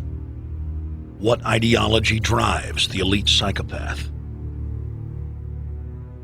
Since Plato's time 2,400 years ago, state planners have openly proclaimed their desire to control every detail of the commoner's life. From breeding programs to mass extermination of undesirables, the dark dream has continued on for millennia.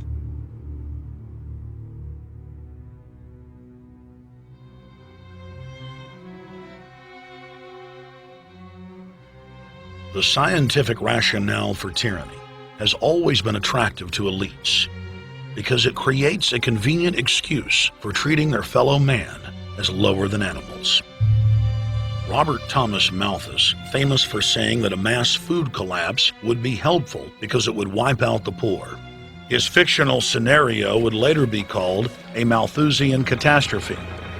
Malthus is important because his ideas led to the rise of a new scientific field that would dominate the course of human history for the next 200+ years. Charles Darwin, an admirer of the Malthusian catastrophe model, developed the theory of evolution, its chief tenet being the survival of the fittest. With the help of T.H. Huxley, known as Darwin's bulldog for his strong support of Darwin's theories were pushed into wide acceptance among key scientific circles throughout England and then the world. Darwin's cousin, Francis Galton, credited as the father of eugenics, saw an opportunity to advance mankind by taking the reins of Darwin's evolution theory and applied social principles to develop social Darwinism. The families, Darwin, Galton, Huxley, and Wedgwood, were so obsessed with their new social design theory that they pledged their families would only breed with each other. They falsely predicted that within only a few generations, they would produce supermen. The emerging pseudoscience was only codifying the practice of inbreeding, already popular within elites for millennia. The four families experiment was a disaster. Within only 2 generations of inbreeding, close to 90% of their offspring either died at birth or were seriously mentally or physically handicapped. The moneyed class of the planet, and particularly the royal families of the world, who were already obsessed with breeding and filled with a predatory disdain for the underclass, seized on the new science and began aggressively enforcing its aims worldwide.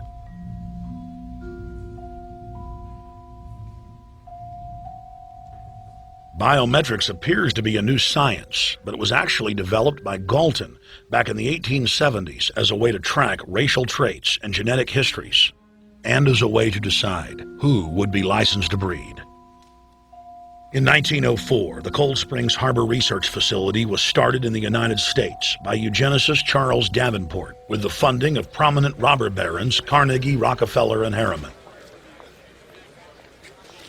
In 1907, the first sterilization laws were passed in the United States. Citizens with mild deformities or low test scores on their report cards were arrested and forcibly sterilized. You're 17, aren't you, Alice? Yes, but what have you done with my folks? Well, we're trying to help them, Alice, and you too. They were taken to the hospital this afternoon. Hospital? Wasn't none of them sick this morning? We thought it necessary to present your family's case to the State Medical Commission. After an examination, they decided there was but one important action to take. To have your entire family sterilized. Why, what's that? I don't know what you're talking about. Now, in this state, we have a law which provides for such people to have an operation so there won't be any more children. I see. Now, we've placed your brothers in institutions where they'll be properly cared for. You can go back to your job soon. I'll arrange to have it held open for you. But I'm keeping my job. I'm not going anywhere. Now, you're going to the hospital too, Alice. And you mean they're going to stop me from having children ever? Exactly. I'm all right, I tell you. I won't go to any hospital. We don't want any trouble with you, young woman. If you refuse to go, the officer here will take you by force. In 1910, the U.S. Eugenics Record Office was set up. By then, the British had created the first network of social workers, expressly to serve as spies and enforcers of the eugenics race cult that was rapidly taking control of Western society.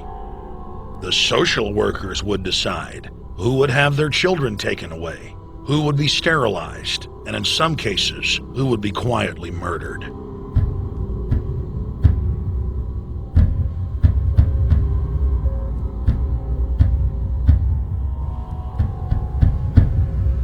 In 1911, the Rockefeller family exports eugenics to Germany by bankrolling the Kaiser Wilhelm Institute, which later would form a central pillar in the Third Reich. At the 1912 International Eugenics Conference in London, eugenics becomes an international craze and gains superstar status. The futurist and best-selling sci-fi author H.G. Wells had studied biology under top eugenicists and was spreading the new faith worldwide. In 1916, H.G. Wells' lover, Margaret Sanger, starts her promotion of eugenics in the United States. In 1923, Sanger receives massive funding from the Rockefeller family. Sanger wrote to fellow eugenicist Clarence J. Gamble that black leaders would need to be recruited to act as frontmen in sterilization programs directed against black communities. In 1924, Hitler pens Mein Kampf, or My Struggle, and credits U.S. eugenicists as his inspiration. Hitler even wrote a fan letter to American eugenicist and conservationist Madison Grant, calling his race-based book, The Passing of the Great Race, his Bible. Hitler developed the plan for mass extermination of the Jews and what he called other sub-races, as well as the handicapped, from Grant. By 1927, eugenics hit the mainstream. The so-called science was aggressively pushed through contests at schools, churches, and at state fairs. Churches competed in contests with big cash prizes to see who could best implement eugenics into their sermons. Major denominations then tell Americans that Jesus is for eugenics. That same year in the United States, more than 25 states passed forced sterilization laws, and the Supreme Court ruled in favor of brutal sterilization policies. When Hitler came to power in 1933, one of his first acts was to pass national eugenics laws, modeled after laws in the United States.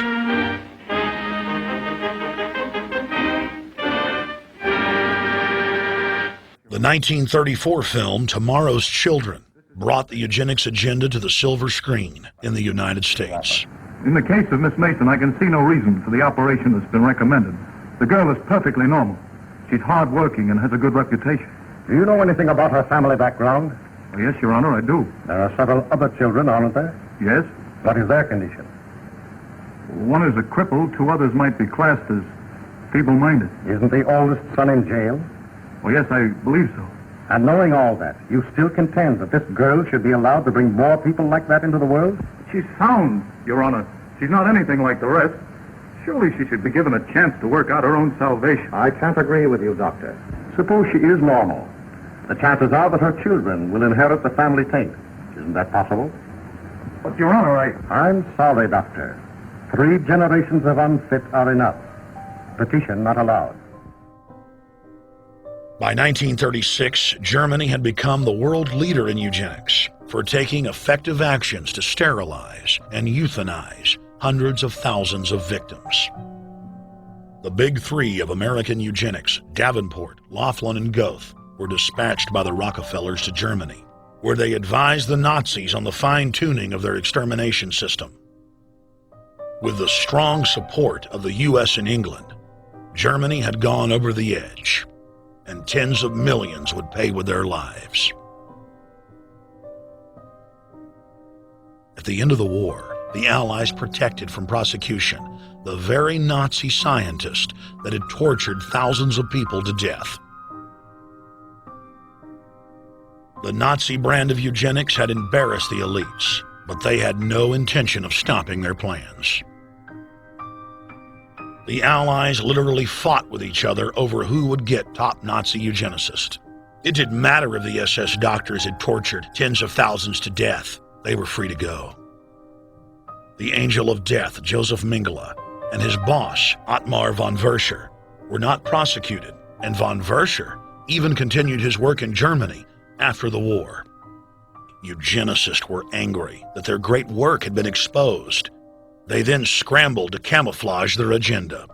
Eugenics Quarterly became Social Biology. The American Birth Control League became Planned Parenthood. New terms like transhumanism, population control, sustainability, conservation, and environmentalism replaced racial hygiene and social Darwinism. Many eugenicists of the previous period engaged in what they called crypto-eugenics, purposefully taking their eugenics beliefs underground. They became highly respected anthropologists, biologists, and geneticists in the post-war world.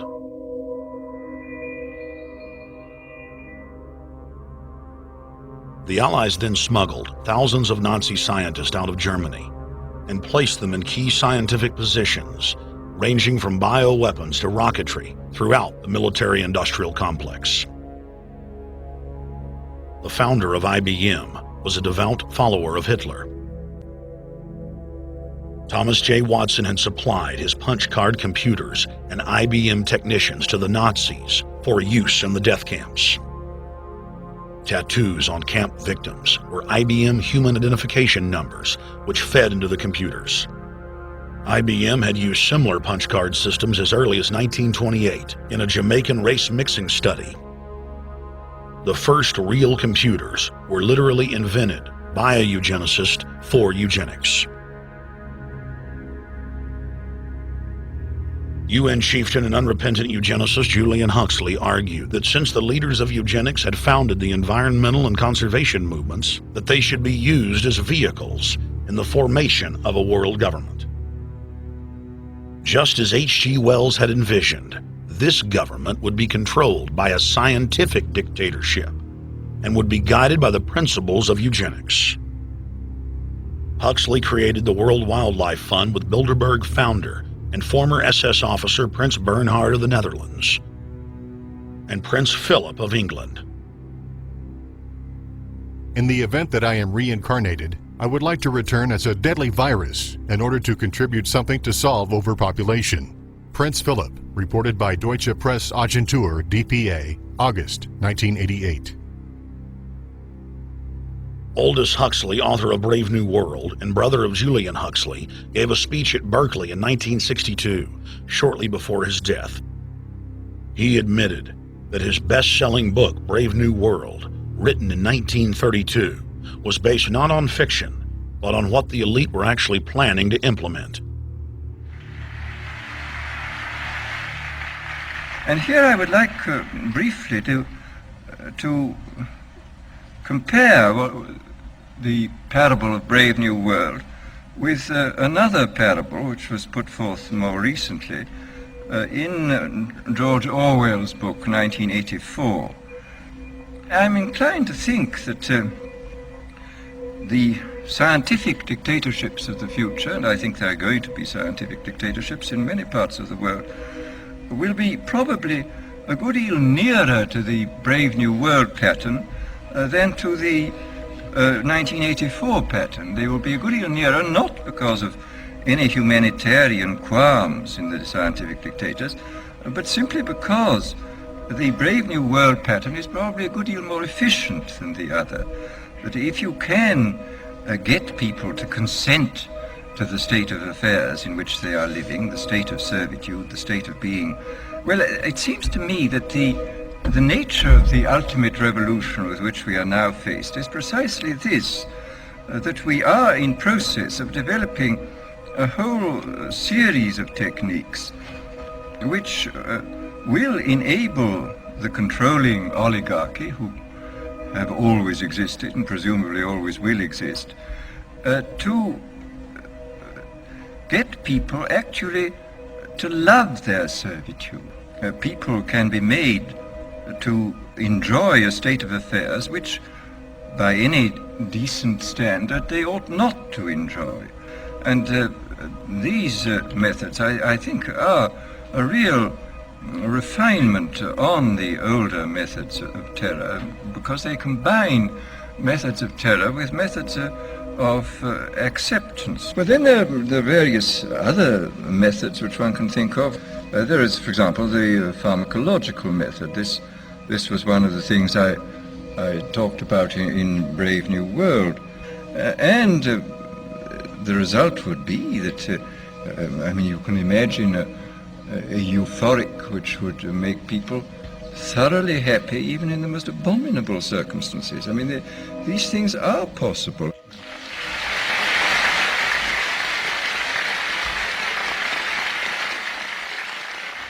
The elite have left a massive wave of destruction behind them as they cold-bloodedly experiment on civilian populations as if we are lab rats. A string of congressional investigations has uncovered more than 20,000 secret tests that were carried out against the American people between 1910 and 2000. One well-known eugenics study, the Tuskegee Syphilis Project, killed hundreds of blacks and spanned 40 years until whistleblowers exposed it in 1972. From 1943 until present, the British have tested lethal nerve gas on their own personnel, on land, air, and sea. Many died instantly. Still others died grueling deaths over several years. The federal government commissioned secret radiation experiments on thousands of non-consenting patients. Hundreds of hospitals in the U.S. injected healthy men, women, and children with uranium and plutonium at dosage levels ranging from non-therapeutic to lethal, killing many of the test subjects. Pregnant wives of GIs were given vitamins by base doctors that actually consisted of highly radioactive uranium-239 and plutonium-241, resulting in violent miscarriages and the death of the mothers.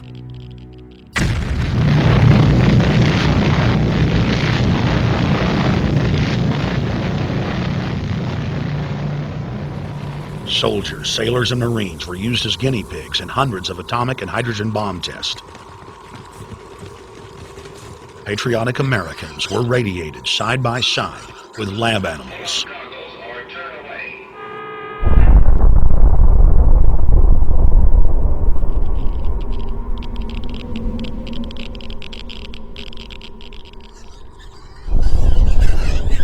Pilots were forced to repeatedly fly through mushroom clouds of DNA-destroying radiation.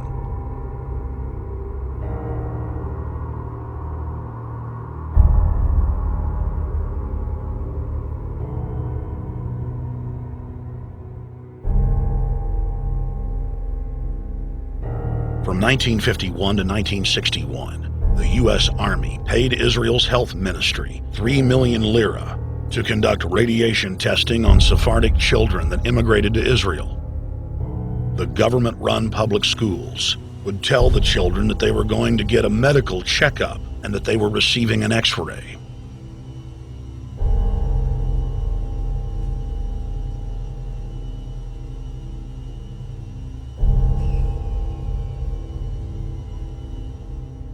The Pentagon had already radiated more than 4,000 institutionalized children in the United States, many of which had died. More than 110,000 of the darker-skinned Jews were given 35,000 times the maximum dose of X-rays to the head repeatedly. Many of the children died within months. All of them lost their hair. Some still live today and endure excruciating health problems. The covert testing of chemical, biological, and radiological agents on unsuspecting populations continues worldwide today. From 1940 to 1979, the vast majority of the British population was sprayed by aircraft more than 2,000 times with deadly chemicals and microorganisms without ever being told. In 1968, the Pentagon tested a deadly bioweapon on New York subways and placed personnel in local hospitals to monitor the effects. Aggressive sterilization of men and women continued in many states until the mid-1980s. The United States and England are currently testing pesticides and highly toxic experimental drugs on tens of thousands of healthy foster children, many of which die as a result of the experiments. Prisons across the nation have forced inmates to participate in grisly experiments, ranging from pesticide studies to having tablets of dioxin sewn into their backs. Gradually, by selective breeding, the congenital differences between rulers and ruled will increase until they become almost different species. a revolt of the plebs would become as unthinkable as an organized insurrection of sheep against the practice of eating mutton. Bertrand Russell. H.G. Wells, Aldous Huxley, Bertrand Russell, and hundreds of other eugenicists constantly bragged about how the establishment believed themselves to be a separate, more advanced species than the common man. Top eugenicists were bold enough to admit that their real goal was not improving the heredity of the commoner, but to further dumb them down so that they could be more manageable. Nobel Prize winner Russell wrote at length about how vaccinations filled with mercury and other brain-damaging compounds would induce partial chemical lobotomies and develop a servile zombie population. Diet, injections, and injunctions will combine from a very early age to produce the sort of character and the sort of beliefs that the authorities consider desirable, and any serious criticism of the powers that be will become psychologically impossible. Bertrand Russell. Over 100 years ago, eugenicist social planners said that they'd use mind-altering drugs to control the population. By 2007, more than 20% of the U.S. population were on some type of prescription antidepressant. But in the case of foster children, a sector where the state has total control, at least 2/3 are forced to take a cocktail made up of, on average, 7 psychotropic drugs. Chairman of the Texas Society of Psychiatric Physicians, Joe Burkett, testified before the State House Select Committee hearing on psychotropic drugs in foster care and shocked the public when he said that 2/3 of foster children in Texas had been placed on psychiatric drugs because they were very, very sick from a bad gene pool. A lot of these kids come from bad gene pools. They don't have stable parents making good decisions. Besides the gene pools, they've then been traumatized by abuse, neglect, and problems, and then they've been traumatized by separation, and all those things predispose to mental illness. The Western world is now implementing eugenics pre-crime policies. Fetuses are now being pre-screened according to family histories of crime. From Portland, Oregon to London, England, Child Protective Services are enrolling newborn children into criminal databases at birth and forcing them to attend probation hearings at age 2. The overlords of scientific dictatorship are ruthlessly prosecuting a war on our most defenseless. In December of 1974, the U.S. government made third world population reduction a central national security issue. The operation plan, titled National Security Study Memorandum 200, was simply a regurgitation of the British Commission on Population created by King George VI of England in 1944, which openly stated that populous third world nations posed a threat to the international elite's monopoly of global power. The Kissinger-authored U.S. plan targeted 13 key countries where massive population reduction was called for. Kissinger recommended that IMF and World Bank loans be given on condition that nations initiate aggressive population control programs, such as sterilization. Kissinger also recommended that food be used as a weapon, and that instigating wars was also a helpful tool in reducing population. In 1972, the Nixon White House also implemented a eugenics policy which was directed by George Herbert Walker Bush, then United States Ambassador to the United Nations. Bush advised China on the formulation of their one-child policy and directed the federal government to forcibly sterilize more than 40% of Native American women on reservations. The Bilderberg-dominated Club of Rome advocated environmentalism as the best front to implement population reduction. Western populations would accept serfdom if it was packaged as saving the earth.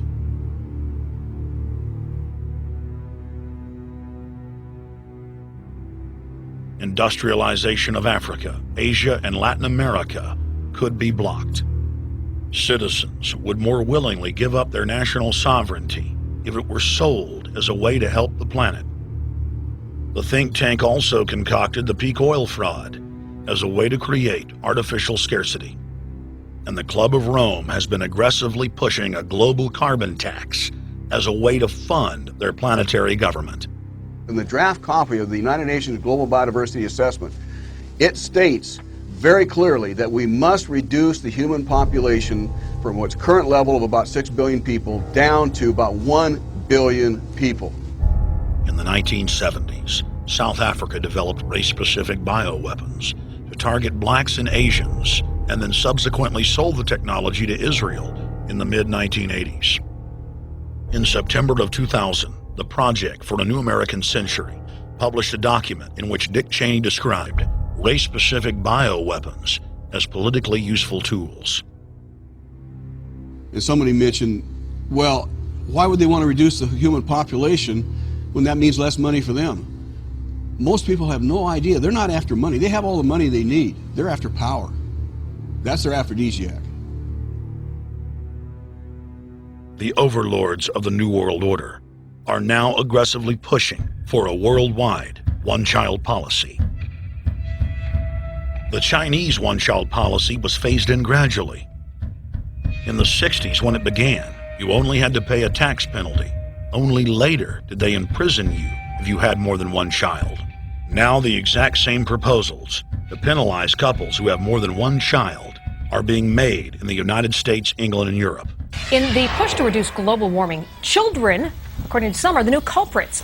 A think tank in the UK says too many kids are what's making the planet worse, saying large families, anything over 2 children really, should be frowned upon as an environmental no-no, akin to not reusing your plastic bags, driving one of those big gas-guzzling cars, taking long trips overseas. The UK, in fact, has negative growth. I think Canada does too.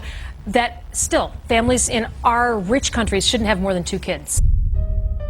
In 1998, Ted Turner pledged to give more than $1 billion to the United Nations to be spent in the implementation of population reduction policies planet-wide.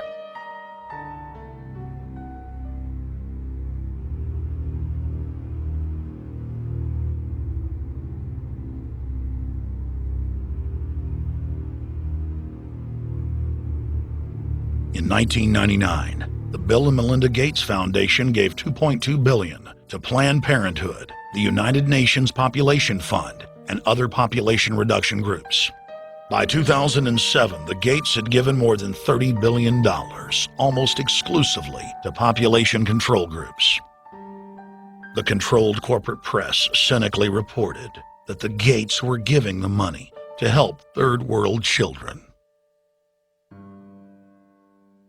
Bill and Melinda Gates were dethroned as the world's most generous philanthropists when their friend and fellow population reduction enthusiast, Warren Buffett, gave $37 billion to fund an army of population control groups. And I actually think the world will be much better when there's only 10 or 20% of us left. Dr. Eric Pianka. Prominent University of Texas biologist Dr. Eric Pianka, while receiving an award from the Texas Academy of Science, said that the worldwide AIDS pandemic was, quote, no good, it's too slow, and went on to laud the virtues of Ebola because it would kill 90% of the world population quickly. When his statements erupted into a national controversy, his graduate students defended him, stating that Pianka was too conservative and that all humans should be killed. But most frightening was the fact that in a crowd of over 1,000 prominent scientists, local newspapers reported that 95% of those in attendance gave Pianka sustained standing ovations every time he extolled the virtues of mass-culling microbes and man's destruction.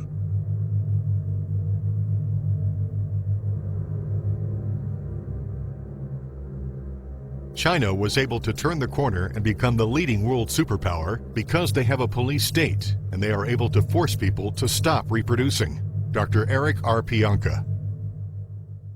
The eugenics movement has now shaken off much of its Nazi baggage and is using people's legitimate concern about the environment as a cloak to conceal their real agenda. Everyone wants to breathe clean air and have good water. But the controllers of the environmental movement have done nothing but co-opt people's concerns and parlay it into support for global policies that further destabilize the third world and create untold misery. Phony environmental and conservation groups are now the biggest private landowners in the world. They lobby government to take property away from local populations, only to develop it themselves later. When the U.S. military dumps millions of gallons of nerve gas on the east coast of the U.S., they don't say a word. Thousands of companies are creating transgenic cross-species hybrids, splicing plants, animals, and insects, and releasing the new organisms into the global biosphere, vandalizing the very genetic code of the planet. And large environmental organizations do nothing. The corporate elite of the planet intensified their push for a global taxation system with a year-long build-up to the live Earth hysteria held on July 7th, 2007 on 7 continents. World leaders announced that saving the Earth was the new organizing principle for humanity and hailed it as the planet's new religion. They claimed that CO2, which plants breathe, was killing the Earth, and that we must reduce the number of children we have to curtail our carbon footprint. Countries across the world marked the day by passing new carbon tax schemes and raising taxes on gasoline, natural gas, and electricity. It is a scientific fact that the sun is the main driver of planetary climate, and the measurements are clear. The sun is becoming hotter, brighter. It has been slowly increasing thermal output in the last 100 years, causing warming not just on Earth, but throughout the solar system. But the scientific facts and even the order of the planets didn't matter to one of the chief organizers of Live Earth, David Mayer de Rothschild, heir to the British arm of the Rothschild fortune, when we spoke to him. When I called Rothschild on the order of the planets, he just laughed, thinking the audience wouldn't get it. He continued to count on the population's ignorance and claimed that the global warming lobby has nothing to do with carbon taxes. I guess he hadn't spoken with his good personal friend, Al Gore. Global warming, the time for debate is over. I think what you have to realize is that being environmentally sensitive and making money aren't mutually exclusive. There's a lot of money to be made in addressing this issue. But you guys are gobbling up all the world's concern to just simply line your pockets and make kids read your book in schools and do all this. It's a business, just like you said, Rothschild. It's not. Do you think I make any money out of this? It's the same thing. It's the same thing your your money-changing ancestors did. They're in Germany, Red Shield, and I'm calling you out, Red Shield. We know it's a scam. A pollution-based tax system, principally CO2. We're causing it mainly, vast majority of it. The consequences are bad and will be catastrophic unless we act. The polar ice caps of Mars are receding at several miles a year, much faster than ours, and that the moons of Saturn and Jupiter are melting. In fact, several of their moons were ice and are now liquid seas. Now, how are SUVs causing that, David Rothschild? That's because those planets are closer to the sun, my friend. No, Jupiter and Saturn are not closer to the sun. Neither is Mars. Yes, sir. I think you'll find, right, that the very simple matter, and what I wanted to say, and this is my final point, forget your taxation theory, because actually it's not taxation. Put a price on the carbon. A tax is the best way. Cap and trade can also do it.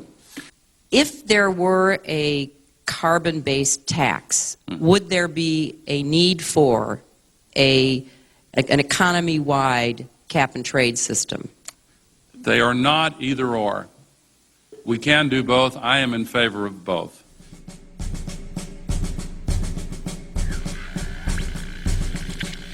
The architects of the New World Order are in a race to complete the structure of world government so they can suppress the independent development of technologies that threaten their monopoly of power, while at the same time steering new developments in the direction the architects chart for humanity.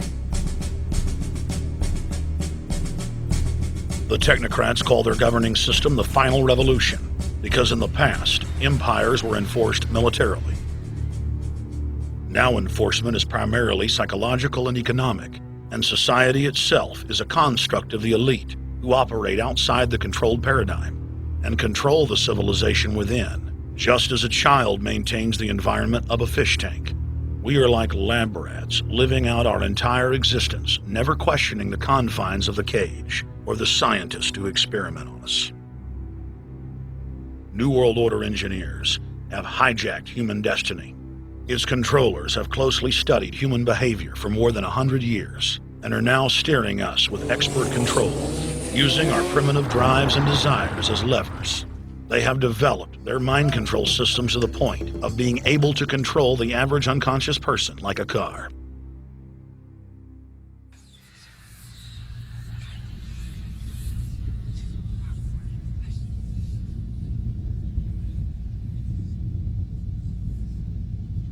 Eugenics dominated the 20th century. Its ruthless spirit has now metastasized into the fields of genetics, nanotech, and robotics. But that's not surprising. From their inception, all three disciplines have been dominated by eugenicists. The billionaire founder of Sun Microsystems, Bill Joy, courageously went public in 2000 to warn of a cancerous consensus among the technocratic elite that at best humanity would be completely enslaved by the year 2030, and at worst, mass extermination of everyone but the elite would take place. A who's who of the techno-elite are members of what is known as the transhumanist or post-humanist movement. Many of its adherents see only the beneficial aspects of technology's exponential rise, like bringing sight to the blind, sound to the deaf, and longer life for all. But what many of them don't know is that master eugenicist Julian Huxley founded transhumanism, and that society's controllers openly admit that the new system is designed to progress into absolute tyranny.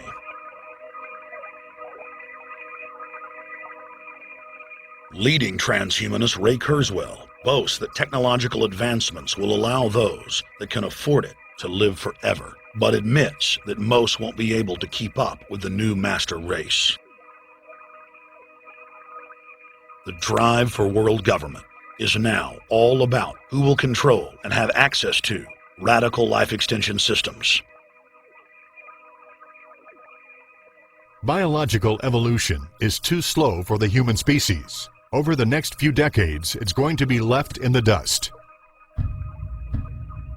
Transhumanists believe that they will attain the fountain of youth by merging with technology. Now, it may be within their reach.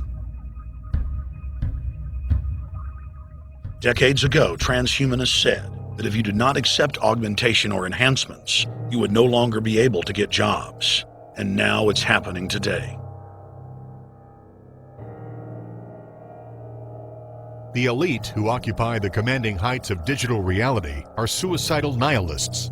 Suicidal nihilists know that there is no longer any substantive purpose to their willing, but they would always prefer to go on willing than not to act at all. They can very happily ally themselves with the notion of nuclear holocaust or perfect exterminism.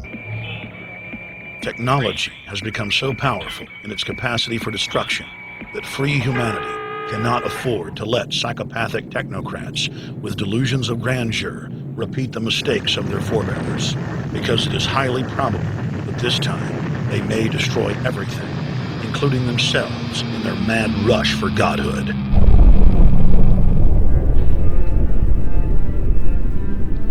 In this film, we have chronicled the Overlord's bloody orgy of experimentation, which already claimed the lives of more than 150 million people in the 20th century. And now, they are promising to deliver an invincible tyranny that will dwarf their past exploits. In the days of World War II, there were sovereign nations and armies to stand against Hitler's final solution. Once world government is in place, no one will be able to stop the New World Order's plans for global population reduction. For those immune to psychological programming, hundreds of FEMA camps have already been built throughout the United States. In their quest for population reduction, no method is off the table. These dark builders intend to release a string of man-made bioweapons plagues, each one worse than the last, while at the same time expanding the police state to enforce an orderly extermination of the population, all in the name of fighting invisible terrorists. And the Georgia Guidestones stand today as a cold testament to the elite's sacred mission. To have a two-class system where the underclass are forced to live as slaves in tiny enclosed cities, while the elite enjoy the land of the earth, evolve into superhumans with the aid of advanced implantable technologies, live eternal lives, and travel throughout the cosmos. This is the promise given to the inner members of the New World Order and the agenda of the Bilderberg Group.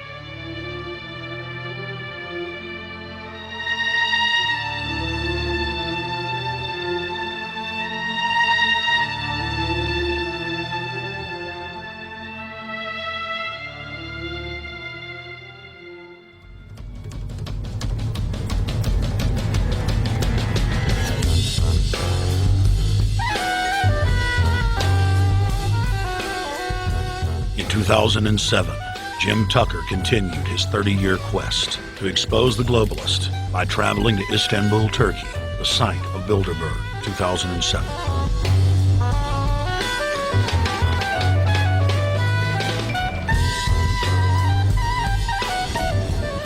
Jim Tucker, thank you for coming on, my friend. It's always fun. Jim, tell us what you saw today when you were out at the Ritz Hotel. We were at the Ritz-Carlton. It looked like a typical Bilderberg scenario. They had the armed guards all around the place. They had platoons of cops in formation waiting for the disbursement. They also had cops all the way around the building, and they had all those high-tech things where every member can hear whatever's spoken in any language, instantly translated into his own language so they can keep up with it.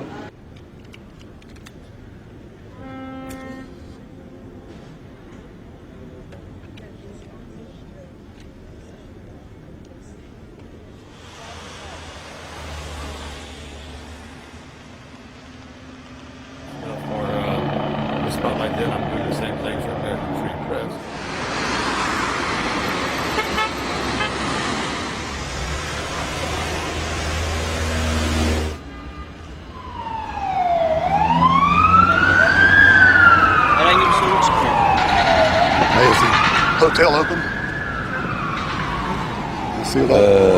Çünkü İngilizce bilen var mı? Ben bilmediğim için. Let's just ask him direct.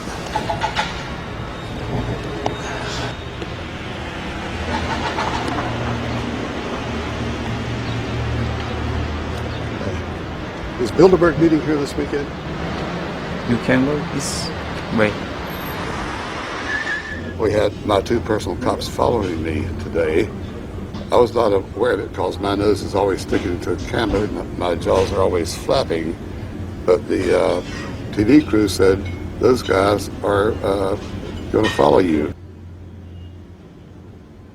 And their car followed us out to the hotel. Then they identified the two cops in plain clothes, not business suits, but sport shirts and so forth. Yeah. That's the car that's been on our ass? Yeah. You want to photograph him? Yeah. You are, aren't you? Well, they're very likely Bilderberg boys.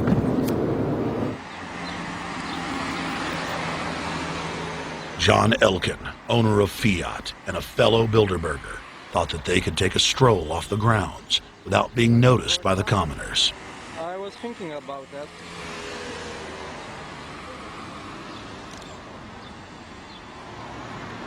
This Bilderberg attendee sneered at our camera.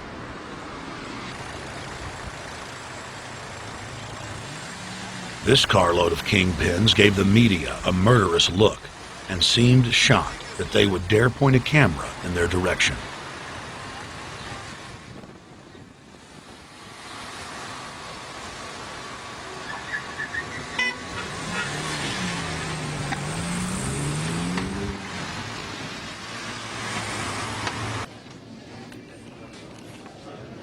In 2007, the Bilderberg Group received the heaviest global coverage in its history. Jim Tucker witnessed press conferences attended by hundreds of members of the media and a new generation of info warriors, like reporter Paul Dornanu of Romania, are tracking the elite no matter where they hide. Expunem acest grup Bilderberg. Now, Jim, my governor, Rick Perry, it's in the front of the Dallas Morning News. The headline reads, Texas Governor Rick Perry to attend Bilderberg. What does it mean to have the governor of Texas in the Dallas Morning News just admitting he's going to Bilderberg Group? It means he's a potential president, even as the obscure governor of Arkansas, Bill Clinton, lost his virginity at the Bilderberg meeting in Baden-Baden, Germany in 1991, and he's elected president the following year. Now, if he goes nowhere in a run for the White House in the years ahead, they'll drop him like an old shoe. They do that often, but officially, Bilderberg considers Governor Rick Perry a potential president of the United States. Yes, it's a violation of the Logan Act, for which Bill Clinton's White House was fined $300,000, which means the taxpayers paid it. When Perry returned to Texas from Istanbul, we were determined to hold him accountable for his treasonous actions.